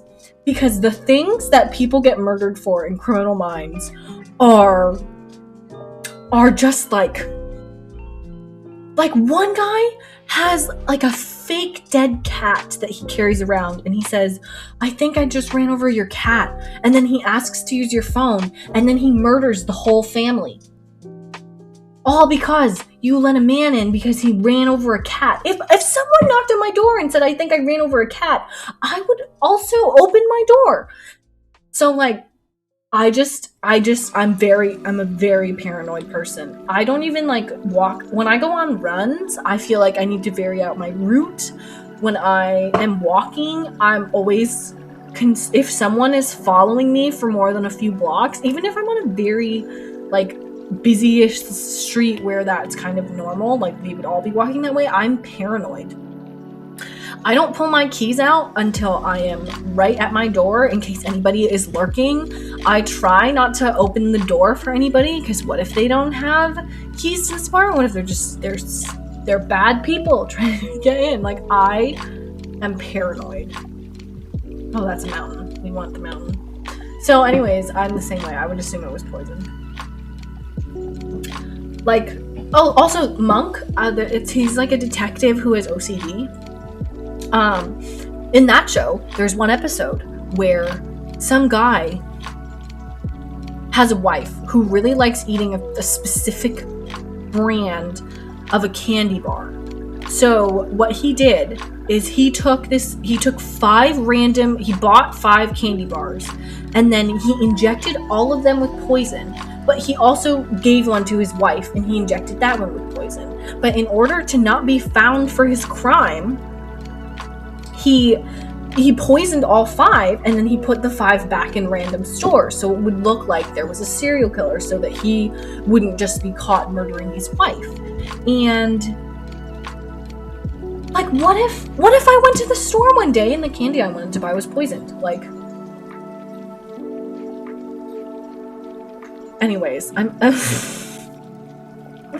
I am a little crazy. It's fine. But these are the things I think about. Like, bro, what if those were your last moments? Is that candy bar you decided to buy? And like, obviously that's different than like something being left on the ground. But like, if something is left on the ground, then I'm extra paranoid. And like, there are ruses where people are just like, they're like falling, or they'll like they're in trouble. Like, I'm a nice person, kind of. I would probably stop and maybe help and offer my phone. Like, great, now that's the end of that episode of Criminal Minds. Good job. Anyways, I think I watched too much Criminal Minds, because that show is very good, but it just, I used to do paint by numbers, which are like things you can buy. They give you like the containers of paint, so you don't mix any paint. And then they give you like a board, and the whole board has sections that are different numbers, and then different numbers, like all the numbers of the paint are labeled, so it was like a paint by numbers. And I used to just sit at my desk, and I would do a paint by number, and I would watch Criminal Minds. And I think the reason it was so easy was because I was obviously looking more at the painting than I was at the show, and it made it like less gruesome. So it was like easier for me to watch more of. And I've just watched a lot of Criminal Minds, and that's just who I am now. It's totally valid though. Criminal Minds is also based off of things that have happened. I know, right? Like, I'm legitimately concerned for these things. Like, do I think they're probably gonna happen to me? No. If someone knocks on my door that I'm not expecting, am I going to assume they're a murderer? Yes. Yes, I am. If someone shows up at my door unannounced, I assume that I'm about to die. Also, if I'm like expecting someone to like my roommate, if I'm expecting my roommate to come back at a certain time, if they're like an hour late, I don't assume, oh, they're just going to run errands. I'm like, oh, great. What if they got in a car accident? Like, I am always a worst case scenario type of person. I don't know. I assume the worst. You have to be like, what if I died because I let some strange person into my apartment? Everyone would be like, Anna probably just shouldn't have let that strange man into her apartment. And that's just the way it would be. Like, I don't know. I do love Criminal Minds though. Reed is my favorite. Although I know a lot of people really like Derek. And honestly, I loved the show, but I feel like once Hodge got kicked off the show, it just wasn't the same for me. I don't know why. I feel like him as the leader is a really crucial part of that show. And I don't really know why I feel that way, because the show has a very like formulaic way of working. Like, you'd think that it would work no matter what, kind of, but it really doesn't. And I know that they kind of got their butts kicked because JJ, who is one of the characters, they basically tried to replace her, and people reacted so badly that they had to bring her back on because they literally replaced her with just another blonde girl. There was so much backlash that they ended up bringing her back. I forget what like all the drama was, but they basically did try to replace her, and then everyone hated it, and they were like, okay, fine. So then they realized that we actually really do care about the core cast members, and it's like important to us, and you can't just like get rid of them and expect the show to be the same. And I always said, I'm like, if Reed leaves the show, I'm not watching it anymore. But that show goes on a long time. It's a long show. There's like 13 seasons, I think. I got to like whenever Hodge left, and then a couple episodes after, and then I just stopped. Some of those episodes are heartbreaking. Like, I don't know if I could watch the ones where the bad thing happens to Reed. If you've watched them, you'll know what I'm talking about. But like, those episodes are hard to watch. They're brutal. Like, the emotional damage. Oh my god, I could never. The things those characters have to go through, like, they're basically going to be traumatized for life. Like, you can't watch all that stuff and then be okay. Just go live your normal life. Although the best thing ever that came out of that show is that scene where the three girls are like out at the bar, and some guys who are trying to hit on them are like, yeah, we're in the FBI. And they're like, oh my god, really? Does that mean you have to like carry a gun? And he's like, yeah, but it's classified. And they're like, do you have a badge? And he's like, yeah, but I can't show it to you. And then all the girls at the same time are like, oh, because it's classified? And then they all show them their FBI badges because he's not. It's so good. It's so good. It's iconic. It's literally iconic. I've like been working on this grass for so long. I think I need a break. Payment, I haven't watched it in so long. It's so good. I really liked it. I thought it was a great show. It had such a good formula. Like, it's the kind of show where it never ends. Like, sometimes, like, shows like The Good Place are awesome, but they have to end. Shows like Criminal Minds, like, there's always going to be some wacko. Always. Anyways, it has been about an hour 40. I'm going to take a quick break, get some water and stuff. So if you guys also need to do that, feel free. And I will be back in a couple minutes.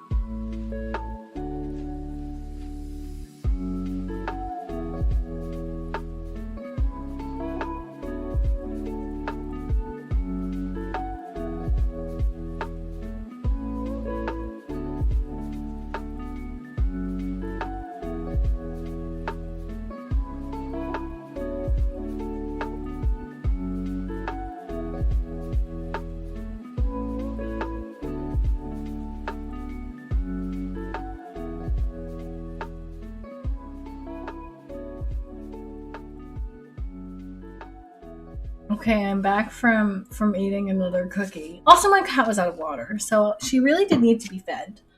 Um, I wanted to intermission everybody. This stream light keeps showing up in my stupid screen. Get out.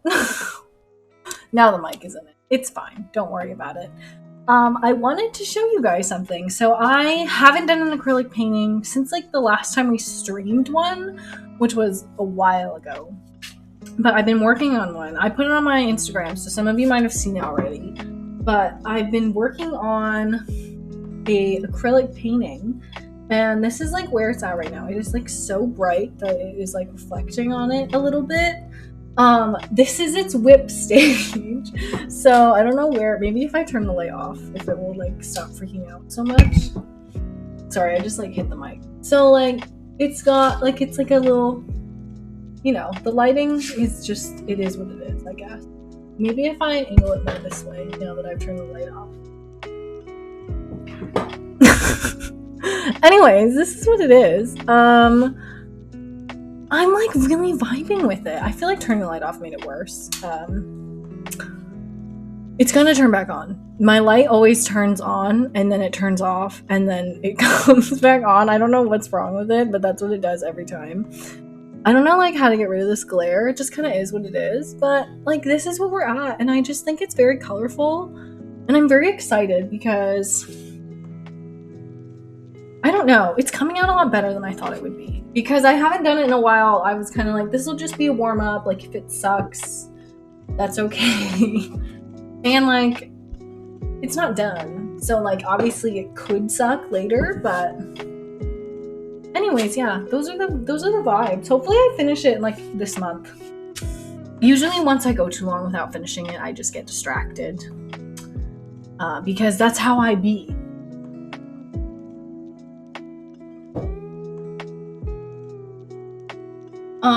Jim says, I saw it on IG. Come on, Fauna, you're cheating. You just took a photo, printed it, and put it on a canvas. If you guys, like, look, you can tell that you can tell I didn't... I don't know what I was going to say. It's one of the pictures I've already posted to Instagram, actually. So, it was a little while ago, but... Sometimes for acrylic painting, it's easier for me to just do a photo that I took because that way I can just paint it, like replicating it, but then at the same time, I get to like put my own colors on it. So it's a little easier. Oh my god, Pam says, I love it. Thank you! And Jim Matt has redeemed my rant on the song Sledgehammer. Okay, so there's a song by Fifth Harmony. Harmony? Who the... Maybe that should be their name. Fifth Harmony. Actually, is Fifth Harmony like a... Did they break up? Because I watched a Pop Dissected video on them and it does not seem like they're doing too good. Anyways, back when they were really popular, they released a song and it was called Sledgehammer. And they're like, if you could feel my heartbeat, it would feel just like a sledgehammer. And that would be great if a sledgehammer wasn't a literal hammer. So basically, in the song where she talks about how her heart is beating so fast because she's so into this guy, she's basically saying that her heart has no beat because her heart is like a sledgehammer. Like, I don't know, like, I mean, Jackhammer doesn't sound as good, but should they have renamed the song Jackhammer? Like, at least if you said my heart feels like a jackhammer, like, it's still the jackhammer would need to be on, but I would see the connotation. But a sledgehammer is just a big hammer. And I can't get over it. It has been years. It has been years and years, and I still sit here and I still think about this song, and I don't think that they meant for me to be haunted by this song forever, but I am still thinking about it. And I just want to know, why did they name it that? Did they know that makes no sense? Did no one tell Fifth Harmony what a sledgehammer was? Did no one who was in the entire process of making the song ever at one point go, this doesn't make any sense? How did a song get completed? And it just makes no sense. It drives me. Still the rest as I love it. Well, I am glad because I am in pain. I want to know. I want to know why. Why? What were you guys thinking? What was anyone thinking this whole time? They were like, yeah, if her heart is like a sledgehammer, that makes sense. Does anyone in this room know what a sledgehammer is? Whew. Breathe. I wish I could go back in time. Go into the room where they're writing a song and be like, hey, do you guys know what a sledgehammer is? And they're like, yeah, it's like, the thing that goes with that. I'm like, no, it's not. No, it's not. Why didn't you Google it? Why didn't anybody Google it? Anyways, Matt, that's my rant on the Sledgehammer song by Fifth Harmony, apparently. Now they're Harmony. Who needs harmony? Also, I think they're broken up. I literally think they're broken up. Is Fifth Harmony still together? No. They are not. They split up like years ago, but I can't get this song out of my head. I'm not gonna lie. It's a catchy song. If you can feel my heart right now, it will feel just like it's a good song. It's got the beat. It's got the thing. They are vibing. Like it's a good song. And then they have to go and say, it's just the way that they wrote it is like, if you could feel my heartbeat now, it would feel just like a sledgehammer. She's literally saying that her heart is not beating, that she's dead. And that's just not the intended effect. So I just, like, maybe they could have reworked it, like been like, I have no idea. I'm not a songwriter, okay? But I just feel like there had to be a way out of this that they just simply refused to acknowledge, right? Like, there was a solution somewhere, right? Right? Let me think about this. So they're like, if you could feel my heartbeat now, it would feel just like a sledgehammer. If you could feel if you could feel my pulse. I mean, I think I would just change it to jackhammer. I think that's the easiest one. If you could feel my heart right now, it would feel just like a jackhammer. Maybe there's an alternate universe timeline where that's the song that they released. There has to be, right? If the multiverse is real, then technically that has to have happened. But like, I wonder if it's not catchy enough. I wonder if it doesn't become famous because it doesn't sound as good as Sledgehammer. Because I don't know, Sledgehammer does sound better than Jackhammer. Someday I'll fix this. Someday I will have fixed this. But it's not today. Today I will just let you guys know that I've thought about it for a really long time. And I don't regret thinking about it for a really long time. Because I'm just clearly superior to everyone who wrote that song. What if, like, Taylor Swift wrote that song? What if, like, years later we're like, Taylor Swift actually wrote every popular song? I'd be like, listen, Taylor, I love you, but what the heck happened? That's how I feel about it. I just, I don't know if I'll ever be over it. This might be the thing I talk about as I'm dying. Like, my loved ones are all around me while I'm, like, in my bed. And they're like, can you impart on us any of the wisdom that you had from your long life? And I'll just be like, sledgehammers. And it won't make any sense, but it's okay. They don't need to be burdened with this. Just you guys.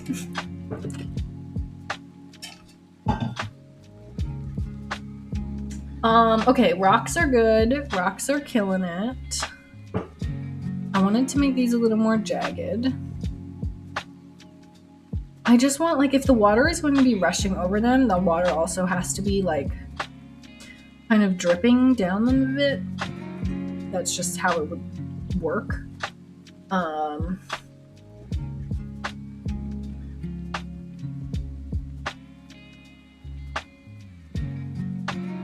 But it would also, like, not be super blue or white, so I'm trying... It would be way less saturated.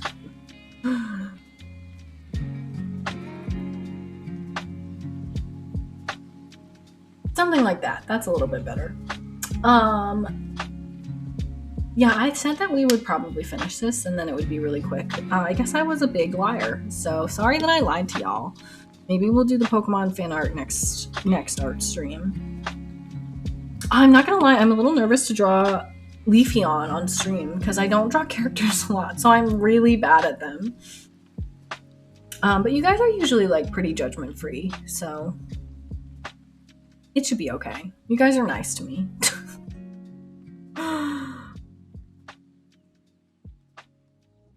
I don't know why, I just assume, my default assumption is that everyone is gonna like bully me. Which doesn't make any sense, but I don't know. When I was an artist as a kid, like, I just felt like my parents like taught me all the boring parts, and I feel like they were like, maybe she won't want to do it if we make her think that it's a lot of work. And it kind of worked, because then I was like bored and I didn't want to do it anymore, you know? Like, they let me do drawing classes, but I was never allowed to like use any paints or stuff. Also, I had to lose like all my toys because my sister would like eat all my toys. Like, do you guys remember? I think they were called magnetics, where you would like, they were like little kind of like curved sticks, and they were different colors, and then you would get like magnetic spheres, like silver spheres basically, and they were usually only like that big, and they would connect together, and you could just like make stuff. Like, you could make like little boxes, and you could make like houses, and you could make like all sorts of designs. Okay, Pam, I love my, yes, they were, I swear, as soon as I discovered them as a child, they were like one of my favorite toys. I thought they were so fucking cool because it was just fun. Even if all you were making were like cubes, it was just like fun to play with them. Like, the clacky noises they made were just like so satisfying. Like, they were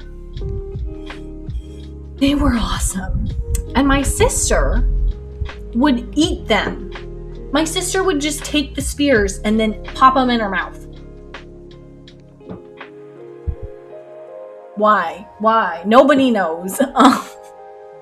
My sister also, side note, she once stuck so like in America, light switches have little panels, and then there's like 2 screws that go above and below them, and they're very small screws. My sister must have had a screw loose coming out of her light thing. She unscrewed it and she stuck it up her nose. They drove to the hospital at 3 a.m. because she has a thing stuck in her nose. They actually left me home alone, and then they had, the way they got it out was by putting a giant magnet like near her nose and getting it out that way, because they couldn't get it out. Anyways, this is just to tell you like some backstory of how kind of crazy she was. And anyways, I had to my parents got rid of all my magnetics because my sister kept eating them. She just kept eating them. And I was like, stop eating them. And my dad was like, we need to throw them away. And I was like, but they're my toys. And he was like, yeah, but she's literally eating them. And I was like, that is not my problem. Pence, is your sister okay? Honestly, it's a good question. The weirdest thing I ever did was I ate a penny. She stuck a light bulb screw, or not a light bulb screw, but a light switch screw so far up her nose that doctors couldn't get it out. Like, that's something. Is it good? No. But it is something. I wish I had answers. I don't have answers. It's very concerning. She used to do weird stuff all the time. She took Bag Balm, which, if anyone doesn't know what it is, it's kind of like petroleum jelly. And she painted her walls in Bag Balm. So my mom had to hide our Bag Balm because she also painted it on our wood door and it would not come out. So we just forever had a 5-year-old design of on our door of Bag Balm, just permanently affixed to our door. I wasn't allowed to have any markers or crayons after that because obviously if you Oh my god, wait. Okay, wait, hang on. Warhammer says hello. Hi, welcome in. I'm telling like crazy stories about my sister. Another thing that happened is one time we were cleaning her room because, like, you know, normally I don't advocate for going into other people's rooms and cleaning them, but one time we cleaned her room, there was a molding piece of bologna that was behind her dresser. So just a slice of bologna is in between the wall of her bedroom and her clothing dresser. And when we pull it out and we clean it up, we're like, did you know that you had bologna in your room? And she literally was like, yeah, I was gonna save that for later. You found it. Can I eat it?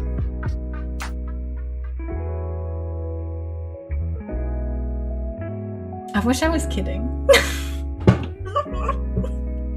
Have you ever met a kid who drew on the walls with like petroleum jelly? That stuff does not come out. You'd think it would be really easy to come out. It doesn't come out at all. So anyways, my sister was on some as a kid. She truly possesses power that I simply don't have.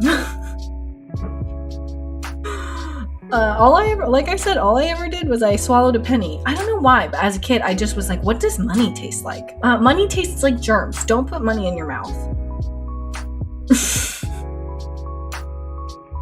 I don't know why I ever thought that would be okay. Like, the amount of germs in money is not okay. Like, there's no way I was cleaning that. I was just popping it in my mouth. Like, oh, this tastes terrible. Yeah, money also tastes terrible. Warhammer says, what, you ate money? Yeah, I swallowed a penny when I was a kid. And I told my parents, and they were like, oh my god. And I don't remember this, but apparently I went to the hospital because I guess that's what you do when your young child swallows money. It was just a penny, though. So, like, that's not ruining the economy. So, anyways, I eat the penny. And they take me to the ER, which, like I said, I don't remember. And then I guess they took an x-ray. They couldn't find it. So they were like, okay, well, just have her drink soda. And they were like, she doesn't like soda. And they were like, what do you mean she doesn't like soda? And they were like, she doesn't like any soda. And they were like, okay, well, she needs to have soda. And they were like, okay. So then they got me ginger ale. And they were like, okay, you need to drink soda. And I was like, I don't like soda. So, like, anyways, the whole point of me telling you this whole soda thing is that any kid would have loved for the doctor to be like, oh, to fix this, you need to drink soda. Like, when does that happen? That happens never. And I'm, like, the only kid in the world who doesn't want any soda. So, anyways, I drank a ginger ale. It's the only ginger ale I've ever had in my life. And, I hated it. But then I guess that was it. And then, sorry if this is TMI, but I never remember getting rid of that penny, like excreting it in any way. So I have no idea what happened to it. They couldn't find it in the x-rays. Warhammer says you're worth 1 penny. I mean, like, where is the penny now? I must have it. But, you know, a penny is not worth what it used to be. My dad used to talk to me about how he could just buy candy for a penny. Now it's like you can buy a candy for 10 cents. But, like, penny candy was, like, a normal term that people would use and, like, have. Like that was a thing people had. They were like, oh, yeah, here's a couple pennies. You can go get some of the penny candy. And now it's like, oh, you have pennies? Do you have garbage? Like, pennies are just not... No one cares about them anymore. Warhammer says, in the UK, there used to be a 3-piece coin. Do you guys not have that anymore? I thought that was still a thing. I guess not, since you just said there used to be. I guess it's not very useful. It doesn't really add up to a good number. Like, 3 multiplied is just not... It's not the most ideal number. Like, you know, it's not like a multiple of 25, so it's just kind of a mess. Although we have a 5-cent coin, and I don't know what the point of that is either. We have 1-piece, 2-piece, 5-piece, 10, 20, 50, and $1. You guys have 2-piece? What the heck is the point of that? I'm shook. What the heck? I've never I've never seen a two-piece, I swear. Well, gee. I don't know why you would ever, when you're making money, price $1. Oh, that's $1? No. Okay, I'm confused. All I know is that if you have a 2-cent coin, that's ridiculous. Payment says I gave up on my lemons. Oh no! I'm sorry. Sometimes it's the right thing to do. I don't blame you. I give up all the time. It's one of my traits. In fact, if you ask me for advice, I usually say YOLO, and then I say ignore the problem, because for me, ignoring most of my problems has served me quite well. So I'm a strong advocate for ignoring problems. I mean, it doesn't super apply to you with because you did already give up, but like, you're not alone. My advice is always give up. It's £1. Your dollar is like £1. Okay, yeah, that makes sense. Payment says, I'll still share how far I got, but I hate it for real. That's the worst. I don't even share art that I like hate anymore because it like, I don't know. It just makes me, I don't know. It just makes me sad. Oh, Pan, they're so good though. Oh my god. If you guys are in my Discord, Pan just posted their lemons. Sorry if I'm like putting the lemons on like blast, but I think they're really good. I really like it. I like that you have this very like soft style, so I see why you're having an issue with them, because like the lemons are, and the cloth is super realistic, but I don't even know like what you're supposed to do to fix that. Like, they're good. They're really good. What the heck?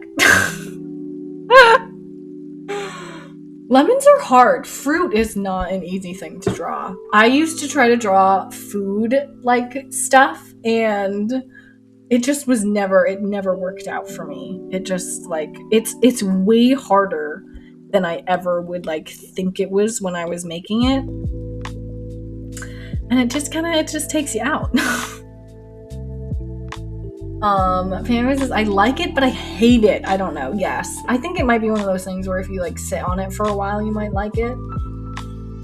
I don't even know, like, maybe it's the cloth, but I don't know what you would do to fix the cloth, because I feel like without the cloth, the lemons don't look as contrasted, and then maybe that would fix it, but like, the cloth looks good, so it's very confusing. Maybe if it, I don't know, maybe if it had a shadow against the left lemon, but I'm not super good at this, so. I like to eat lemons, says Warhammer. Like, you'd eat like an apple, or how do you like to eat lemons? I feel like I have questions now. Pam says, I think it's the basket. I don't have the patience to work on it more. Oh yeah, I don't blame you. Baskets are the worst. Your basket is like very detailed. I'm like the fact that you even like looked at that and you were like, I'll paint that, I think is commendable, because when I'm thinking about painting something, I look at it and I'm like, is this complicated? And then if it's complicated, I just am like, I'm not painting that. And then I just simply don't paint it. I don't know what to tell you. I'm just lazy, I guess. Laziness is fine though. I like being lazy. It's always worked out for me. Like, there are so many times where I chose to ignore someone, or not to help them, or to just wait a couple hours before responding. And without fail, literally for half of those things, I can honestly tell you that when I messaged them back, they were just like, oh, I got it taken care of. It's all right. Or they were like, don't worry, I figured it out. And it's like, me ignoring the problem literally made the problem go away. So that's what I try to do in life, is that is simply just ignore people until the problem goes away. Don't tell my boss. Sometimes whenever people ask me for a favor too, I just don't respond for a couple hours. And then like in our messaging app, you can like delete messages. So I'll just ignore it and see if they delete it. And then if they don't delete it, I respond. Like I am really just trying to let the world work itself out naturally. Warhammer says, when I get given a lemon, like in a drink, I eat it. I like the sourness. Oh my god. I could not handle that. That would like hurt my mouth so bad.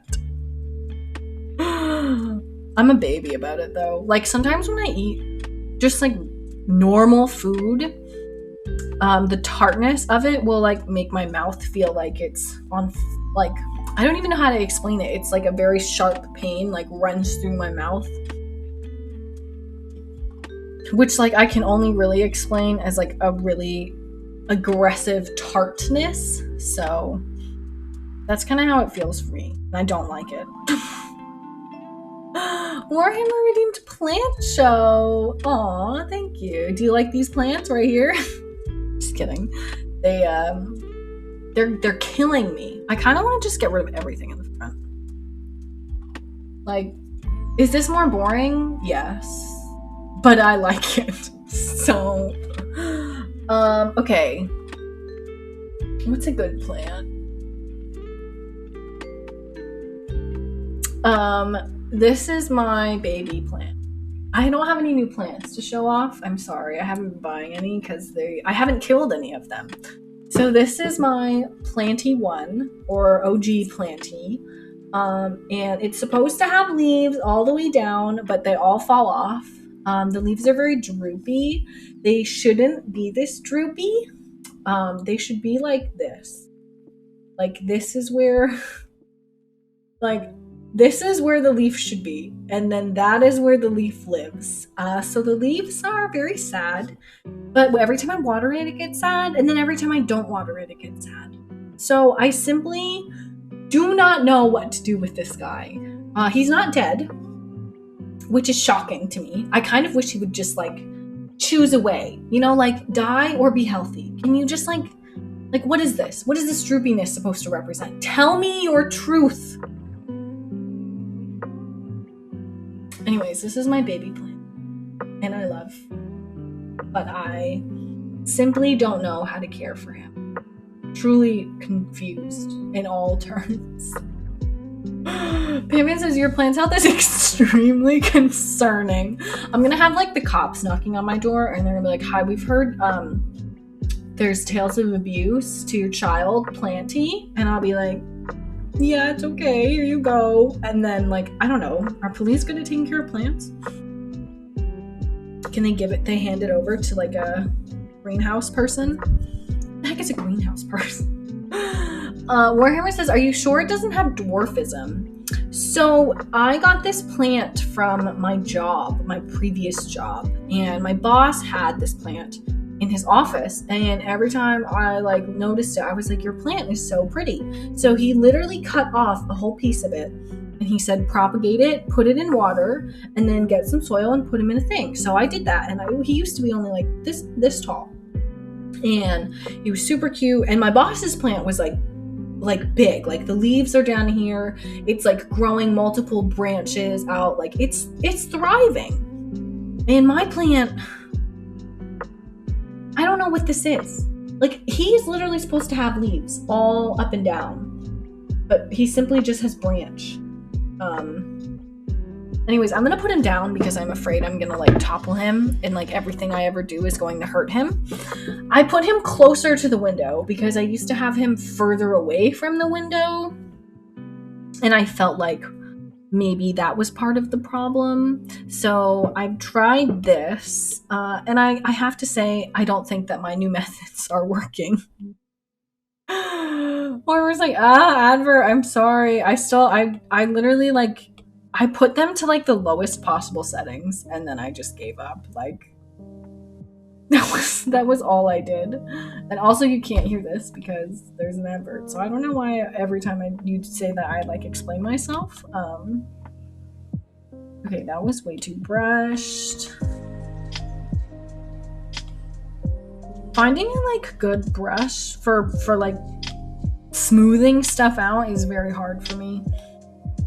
And they also say not to smooth stuff out, so I try not to do it too much. I used to smooth out every like area of my painting, and then I realized that it's not good. So I was like, oh, I guess I'll stop doing that. I'm also gonna like put it so that maybe some like water is coming through there. I don't know. I kind of like it without the plants. I might put some plants back, but I kind of, I don't know. It's just like simpler.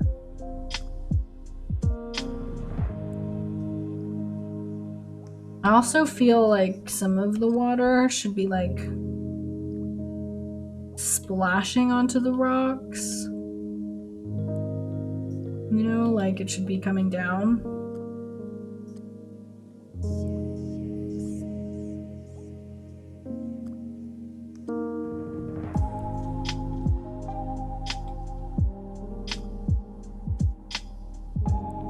I guess it needs to be above the sand there.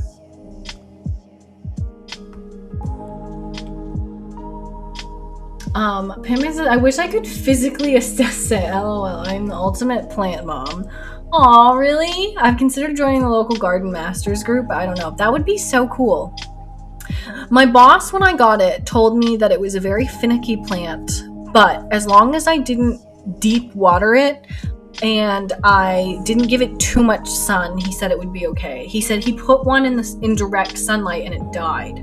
So I've always kept it like a decent away. Like I never give it too much light. My window only gets morning light, so it's not like he's really getting exposed to too much light. And I'm supposed to water him lightly like twice a week, but I usually only do it once a week. So I know that most plants like getting thoroughly watered. Like you're supposed to kind of like drown them for a while and like keep them in water and then like let them go and then not water them until they're dry again. And like I don't know, maybe he like needs new soil. He's been in the same soil for like 2 years. Pan says, I try to blend colors at different opacities before smudging and smoothing, but it's tempting to just smooth everything. Yeah, it definitely is. I used to literally smudge, like, I am not kidding. When I first started, I used to smudge everything. Like, let me just go back to, like, one of my, like, older pieces. I wonder if this one is a good one.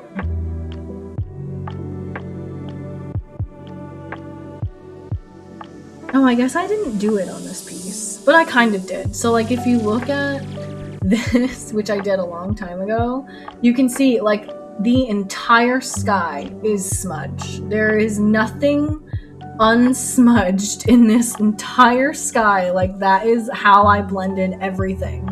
And, like, even these, like, wisps of, like, smoke, steam, whatever the word is, like I even felt the need to like blend these, and the issue was that I kept blending it and then erasing it because it looked too blended, and then I just kept doing it over and over and over and over and over and over and over. So I used to just like do a lot of that.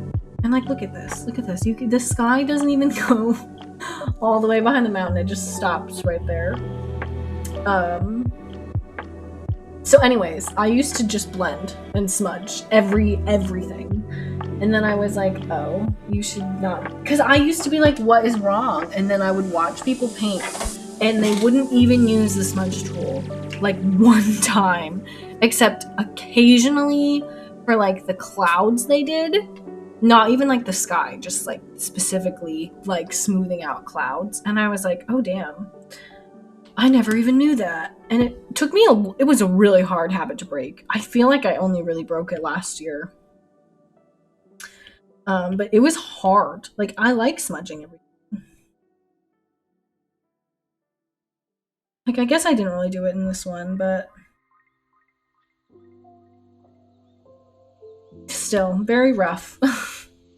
I have a hard time with it.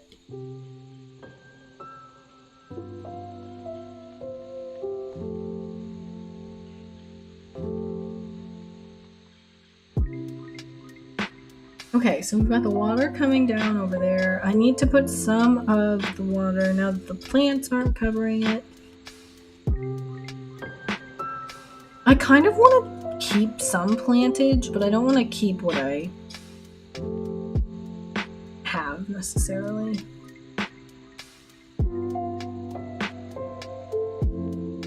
Like, if I keep... Like, I like the colors. I just feel like there's too much. Like...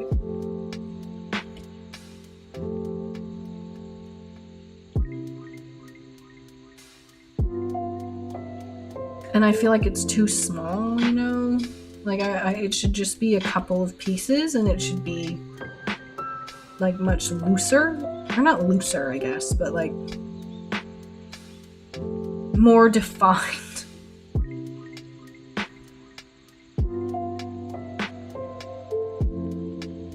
Puma says, this is looking great. You're so nice to me. I'm, like, sitting here, and I'm like, well, I hate this, and I hate this. It's so easy, though. Like, you're always going to be your own harshest critic. You just have to... But, like, obviously, because you're the one who was looking at it the whole damn time. Like, you're the one who knows everything that's wrong with it. Like, when people look at my art and they compliment it, like, especially, like, when it's done. Like, not necessarily when I'm still working on it. But especially when it's done, I always, like, try to stop myself, because I'll just be like, well, that's not actually very clean, and then I didn't do this, and then I didn't do this. Like, I'm just like, don't say anything, just accept the compliment. Accepting compliments is like definitely a skill I had to learn.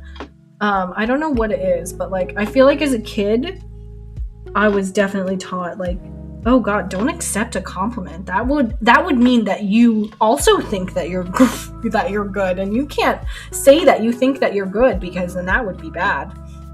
Which is like, what? Huh? One time I was like looking in the mirror as a kid, and my mom was like, don't look at yourself. That's so vain. And then I like didn't look at myself for months, and I didn't like the way I looked. And then I was like, wow, that was her fault. And now I just look at myself whenever I want. Like, the stuff that you like teach sometimes to just be like modest and nice is like really like weird and can have weird effects sometimes. Like, was it really that self-centered to look at my reflection and not hate myself? I guess so. It looks like always so much brighter on the monitor than it does on my iPad. I tried to like recalibrate my settings too, because I was like, oh, I feel like that's weird, and I couldn't figure it out. Like, I recalibrated it, but it really didn't look that different.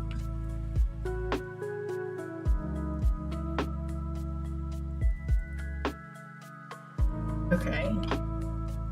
See, like, it just needed to be more broken out.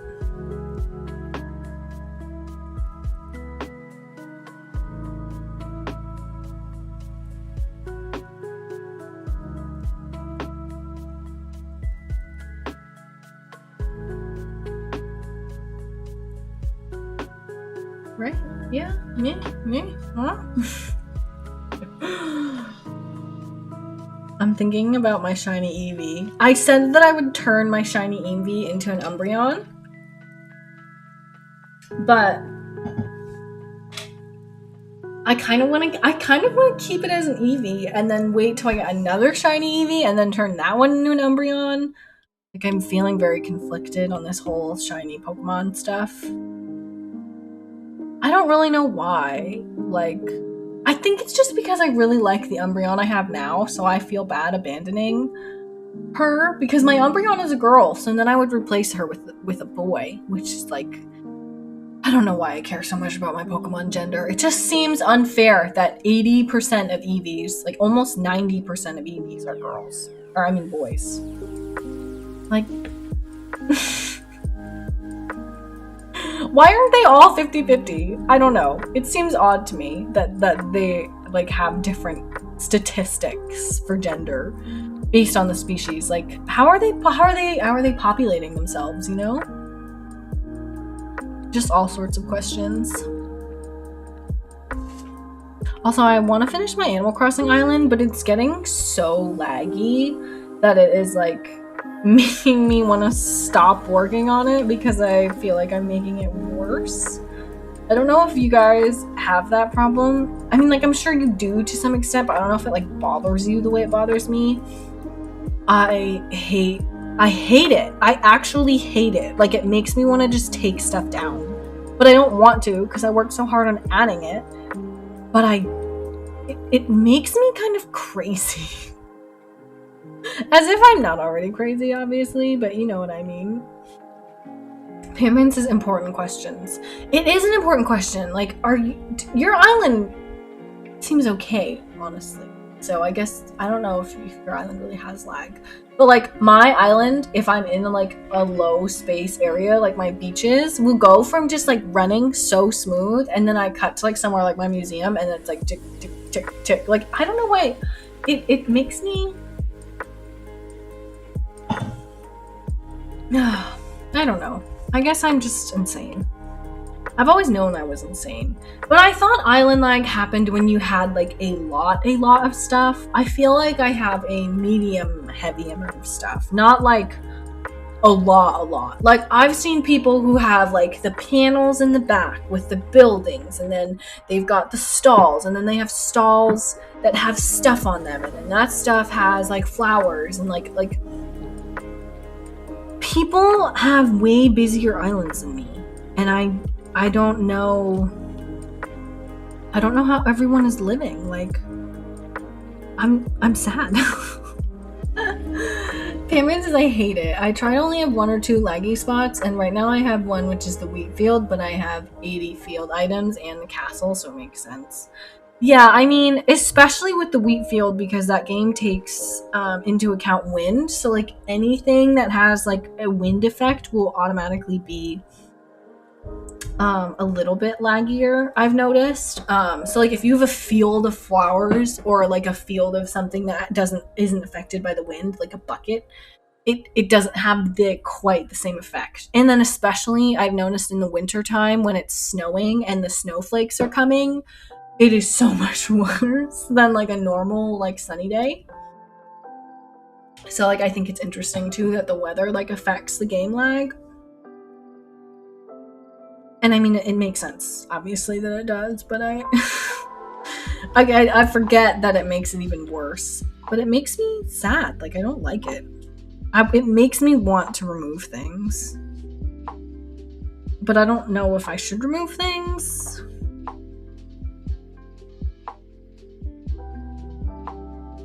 I don't know. I don't want to. I think even if I were to clean up the rest of my island, I think I would keep my museum area, even if it is a little buggy and laggy, because I worked really hard on it. And I have hated my museum entrance like the entire time I have had Animal Crossing, except for the first few months.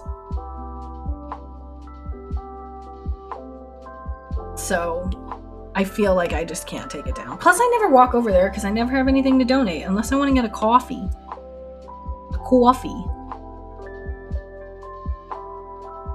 I like that the more you order coffee, the more Brewster just like gives you stuff. Like, literally yesterday I was in there and I was like, oh, he has really nice plants in here. I wish I could get the plants that Brewster has. And then as I was leaving, he was like, here's a coffee plant. And I was like, bro, this is your plant.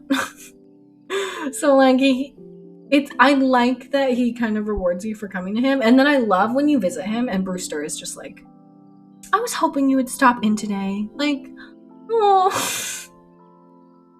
this game has me like locked. Like, am I ever going to not play Animal Crossing? What am I going to do when the new Animal Crossing comes out? Am I going to be okay? Like, I truly don't know. Although they probably won't release a new one for a long time. I mean, what was it with this one? Like 6+ years? I don't know if I'll be playing Animal Crossing in 6 years. But we never know. I've never played a game for like over 700 hours before. Yet here we are. Cameron says I want the snake plant in the airport. What? Why can I not think of that right now? Snake plant airport ACNH. I always want to do ANCH every time. Every time. Maybe I should just look up the airport because I'm getting a snake plant, but I don't know if it's the airport one.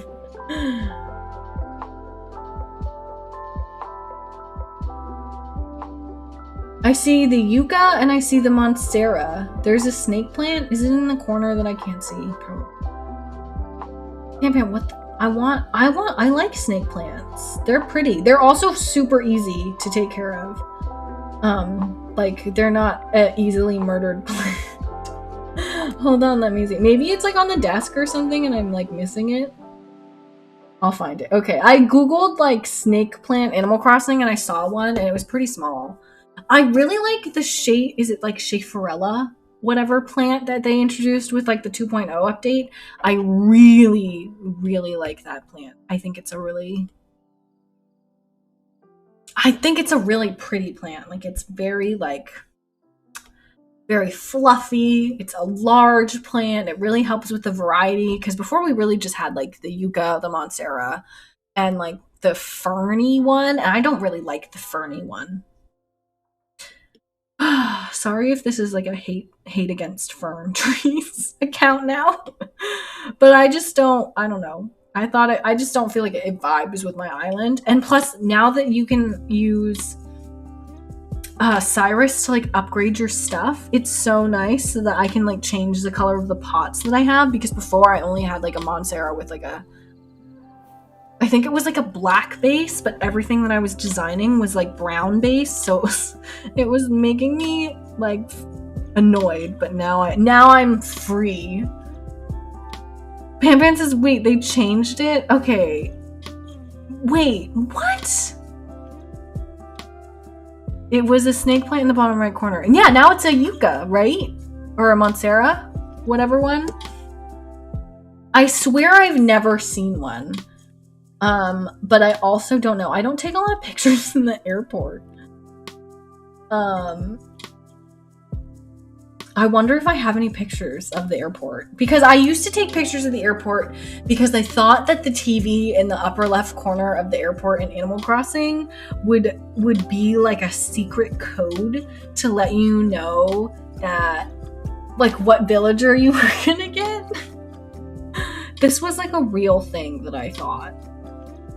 Even though I never had any proof, I thought that I would be the one to discover that it meant something. And unfortunately, I was not correct. It doesn't mean anything. And I don't think it even changes. So it like super doesn't mean anything, but I wanted to try. I have a lot of pictures of my town plaza, but I don't have any pictures. I don't know. I just don't take pictures in the airports, I guess. I'm trying to find one. I have a picture of every bridge and incline that I made in the early stages of the game.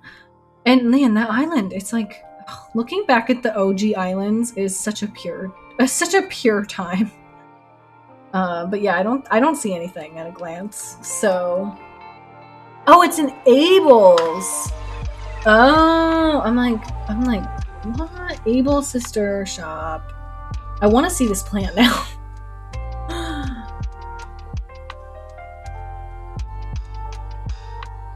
Why is it always in the corners and I'm not looking at? Oh my god, yes! Okay, guys, there is confirmed snake plant. Abel's right there. This is the culprit. I know you guys can't really see that, but you play Animal Crossing, you know what's up. Still like feeling like there's too much leafage going on.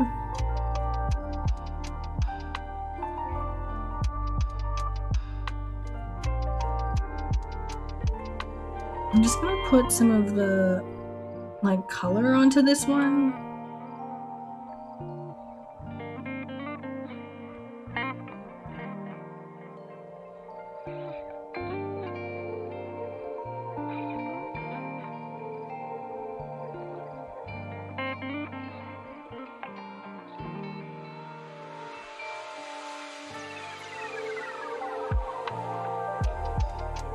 I'll have to check my old photos, says Pam Pam. I swear it was in the airport also.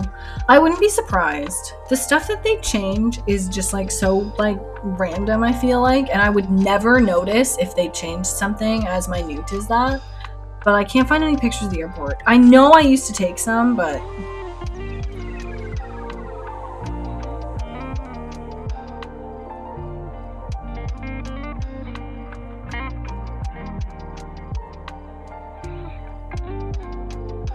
okay, see, like, this is so much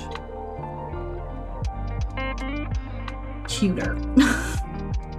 I just wanted it to be, like, a nice little plant vibe thing. You know, I didn't want it to be anything, like, crazy.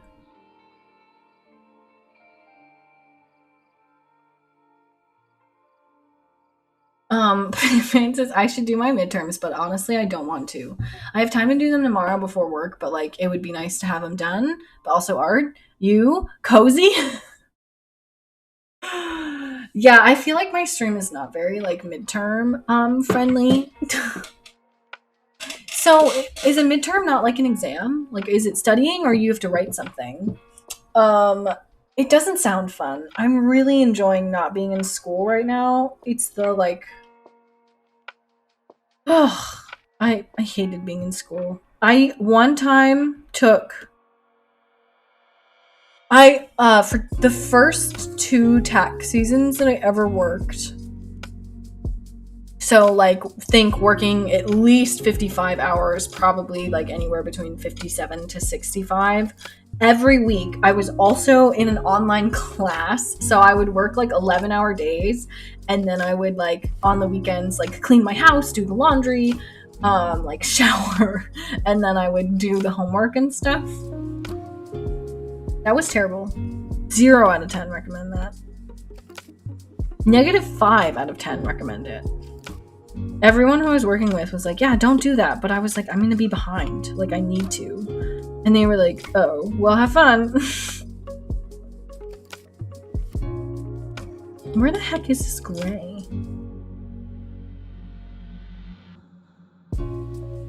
I swear it was on the rock layer. OMG. Payment says, it's an exam for the middle of the class to make sure you're retaining everything okay. Okay, so it is like, sounds terrible.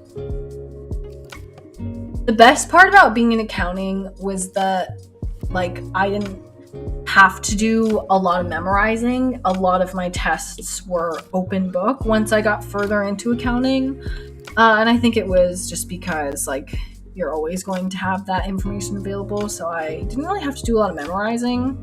But all my exams were timed, so I had to, like, I also couldn't know nothing because I needed to be able to do the whole thing in, like, X amount of hours, which is always a little nerve-wracking.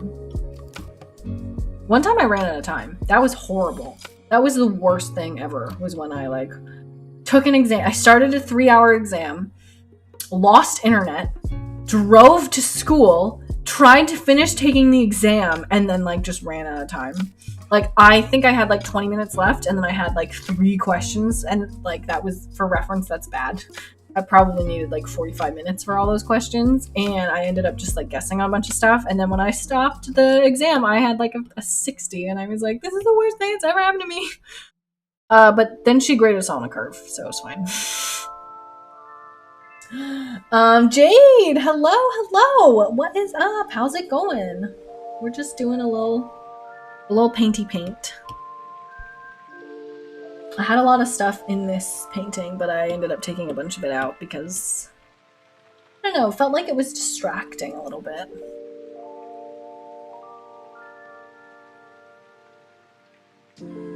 But I hope you're having a nice day. Welcome in.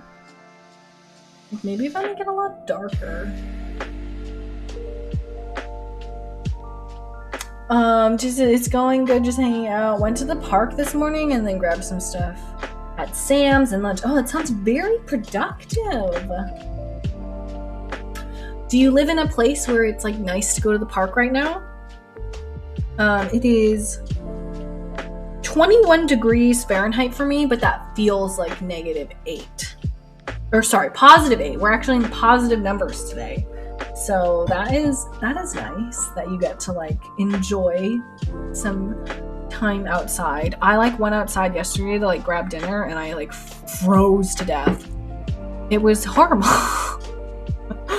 And I live the like glasses mask life. So I like I if I wear the mask, then my glasses fall off my face. I had to pick them out of the snow 2 times on my walk yesterday. And then if I don't wear the mask, then my face is obviously cold and like I should be wearing the mask. And then I can wear the mask and not my glasses and be blind. So truly killing it. Really just out there living the best snow-covered glasses life. At one point I did just put them in my pocket, but I was really scared I was going to slip on something. Plus, like, sometimes people don't pick up their dog poo on the road, on, like, the street, so I was, like, afraid that I would, like, step in dog poop and not see it. Fun times. It's 64 degrees in Florida, overcast. Oh, right, I keep forgetting you live in Florida. That is my bad. It sounds like a great time to be in Florida right now. Oh my god, I want it to be a little bit warmer. It's like, I'm fine with the snow and I'm okay with cold, but I don't like it when it's like continually in the like negatives for a really long time. Like, we, for the past almost month, I would say, have had just like constant days where it's like, oh, it's the high is 1 degree. And the low is negative 22 degrees. And then you're like, it's negative 12. And it feels like negative 24. And it's like, no. No, absolutely not. Like, that is simply too cold. So I really like it when it's about 20 degrees to 30 degrees is my favorite winter temperature, because it's still frozen, so you'll get snow, but like you can go outside and not like freeze to death, like literally freeze to death. Jay's like, that's gross. Yeah, it's not my favorite for sure. Jason, I also hate it when it's 95 plus every day and 100% humidity. Yeah, that's why I don't live in like a place like Florida, because I can't handle that. I don't know what it is, but as soon as the temperature is above like literally above like 85, I'm out. And like if it's above 90, I simply don't want to exist in the outside area. Like, I don't know how to explain it. I just can't handle it. I know that there's AC and I know that people do it all the time, but like I don't vibe. I'm having a bad time. Jason, 95 is not terrible. It's the 100% humidity. I know, but even when it is a dry heat, like, I agree, having it be 100% humidity is really rough, because you just walk outside and you're like wet. And it's like, I don't want to be wet right now. And it's like, oh well, it's 100% humidity, so you're just going to be wet. It's like, you can just sit there and your body will just be like damp. That is like very not fun. But like, even if it's a dry heat, I'm still uncomfortable. Like, I'm still way too hot. Pam said my max is 100 and it's extremely humid where I live, so it's awful. Ugh, really? That is no fun. I can't believe your max is 100 though. Like, I'm out for the count by like high 80s. If I see it's 90 degrees, I will just not leave my home. I just like simply will not leave until the sun is down. Once the sun is sunset or less, then we can talk. But if I'm in the sun, there's no way I'm gonna just walk around in the sun on an 80-degree day. I wouldn't make it. I would literally, I can't. I just can't. I'm very sensitive to it. Like, I can walk outside and have it be 30 degrees and I'll be like, yeah, I'm a little cold, but it's fine. But if it's 100 degrees, I am like, Jay says you can't sweat to cool down. It's so miserable. Yes, because you're already like wet. It's definitely not fun. In Vermont, it's super humid. So I'm used to it being humid. Like, we never have like a dry heat. Like, if it's hot, it's gross. It's not usually 100% humidity though, I feel like that's a very like Florida thing. Jade says the sun going down doesn't change anything here because of humidity. Yeah, that's fair. I know last summer we had nights when it was still like 90 at 9 p.m.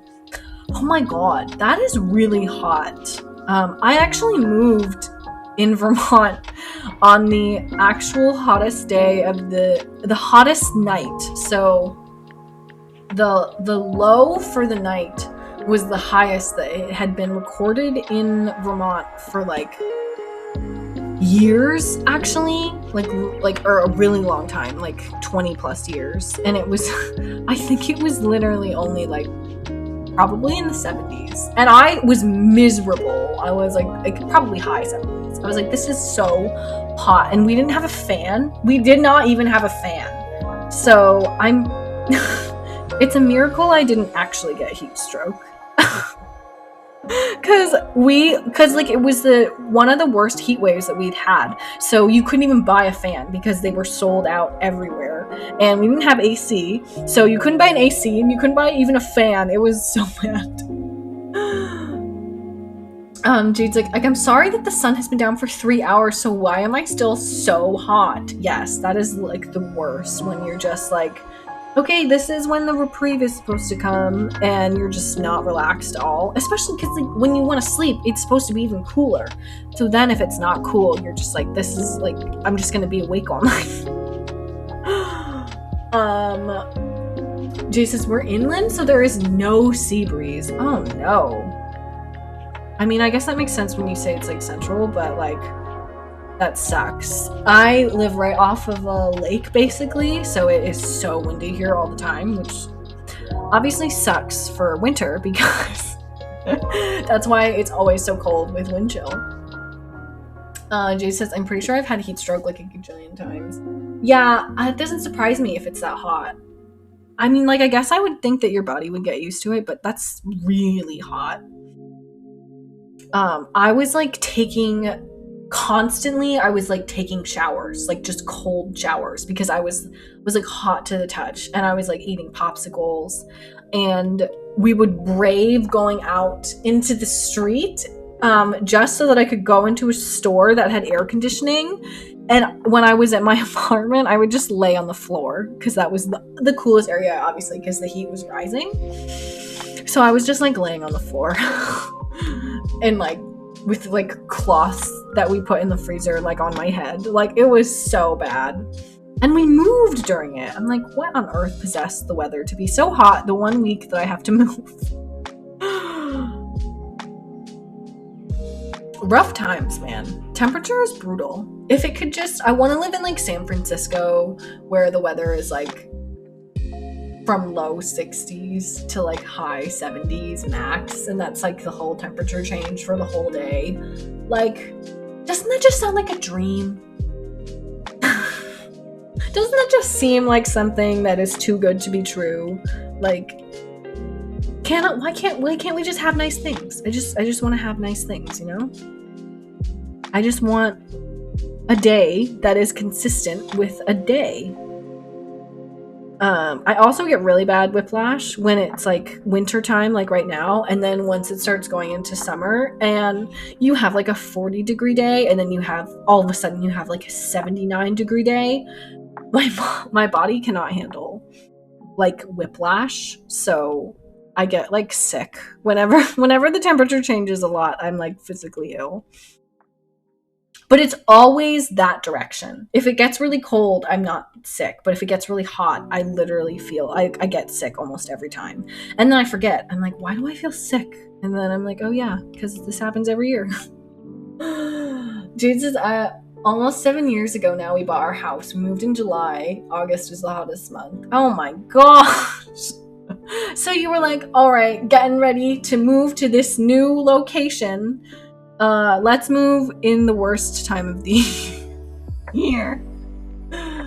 Jade's like, so August rolls in, and I'm like, our AC isn't working. Great. A few days in, the dog got into something that gave her stomach issues, and the AC went out.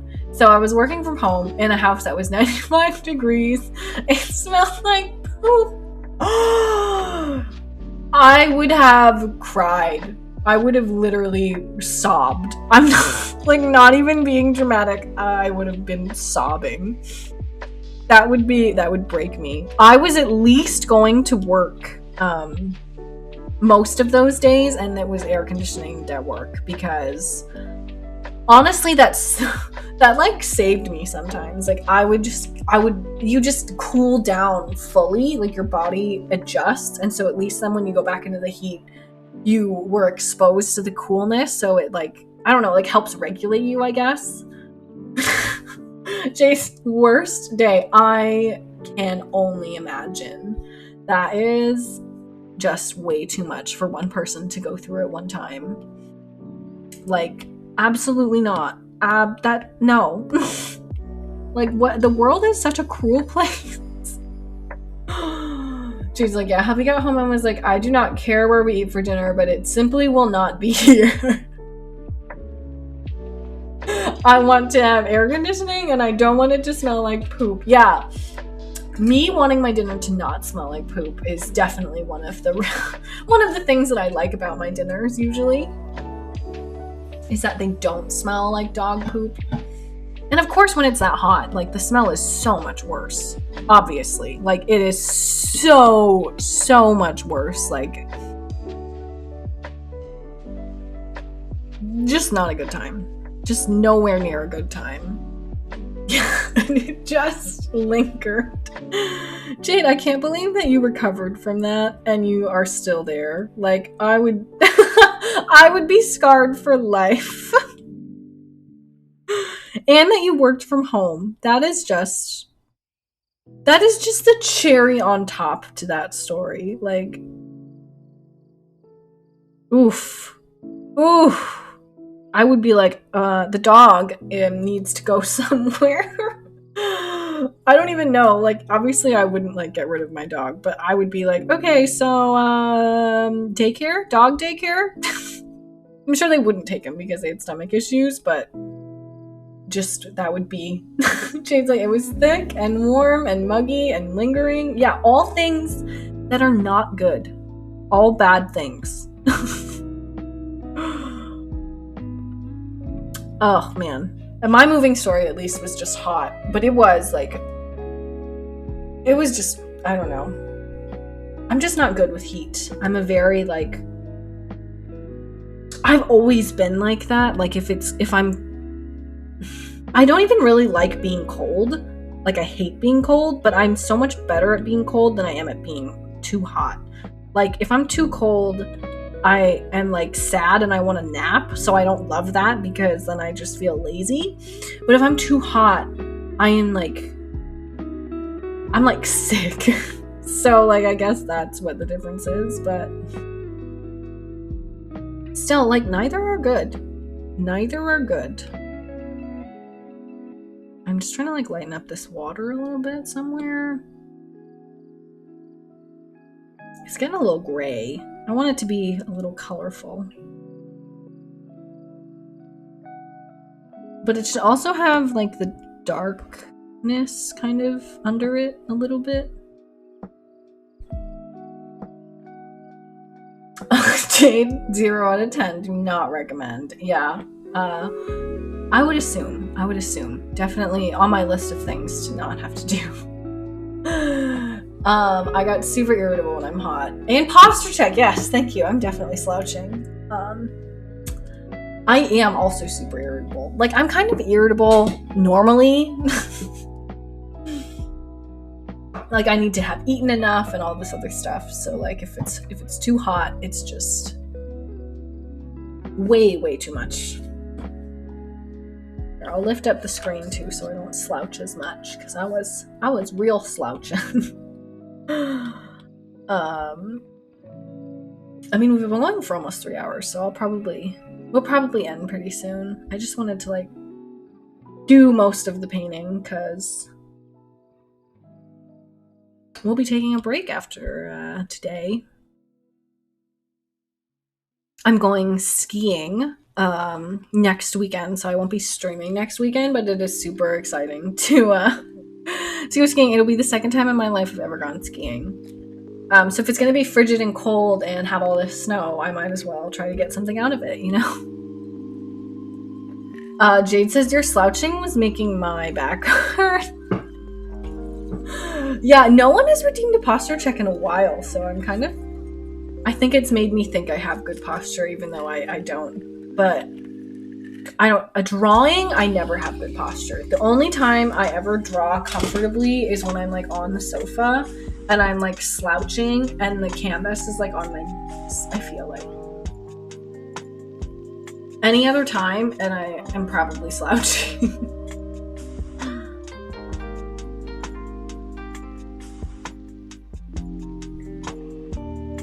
Is that color really the same color? Oh my gosh.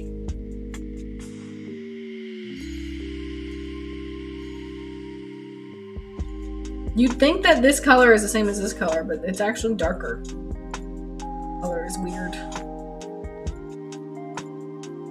I'm just trying to give it like a defining shape against this backdrop.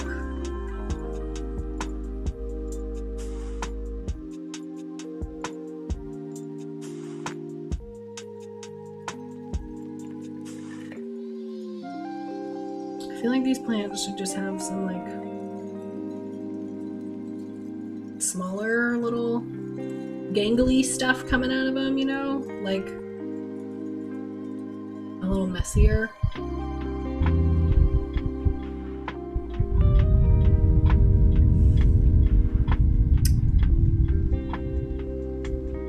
Nothing like crazy. They're also a little slanted, so I feel like maybe it's a little windy kind of a day, you know?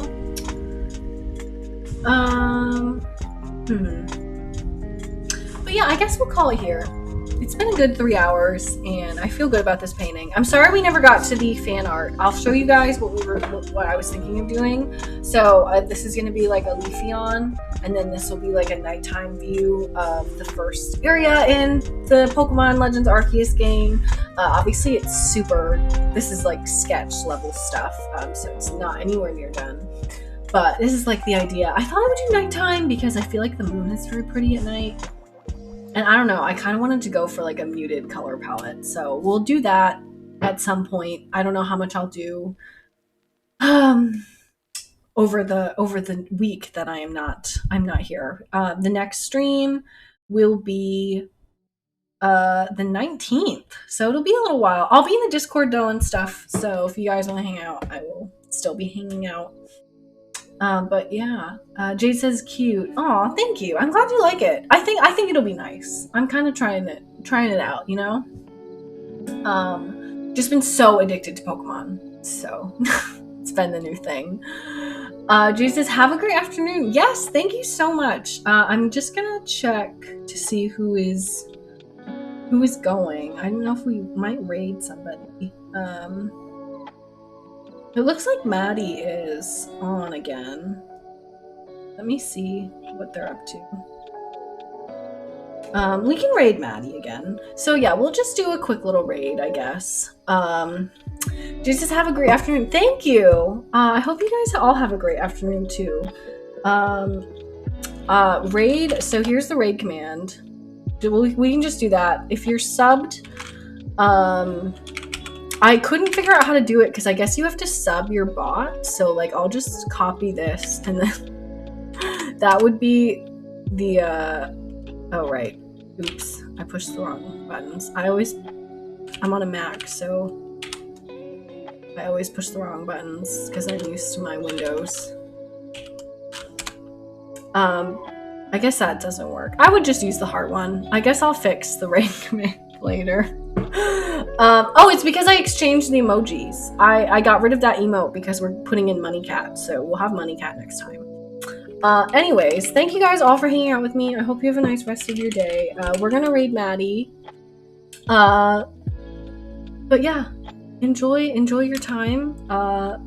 Pampan says, looking forward to the fan art. Yes, I will work on that for sure. Yeah, I got rid of that emote, so it's not gonna work. So maybe maybe we do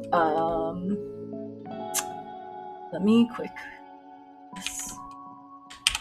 Okay. Oh, again, I pushed the wrong buttons. It might like raid without us, so hopefully hopefully I can get this done. Fauna raid, and then Fabulo41 dab. Ah! Okay, well I typed it wrong. Type whatever you want. I don't really care. Bye guys. Thanks for coming and hanging out with me.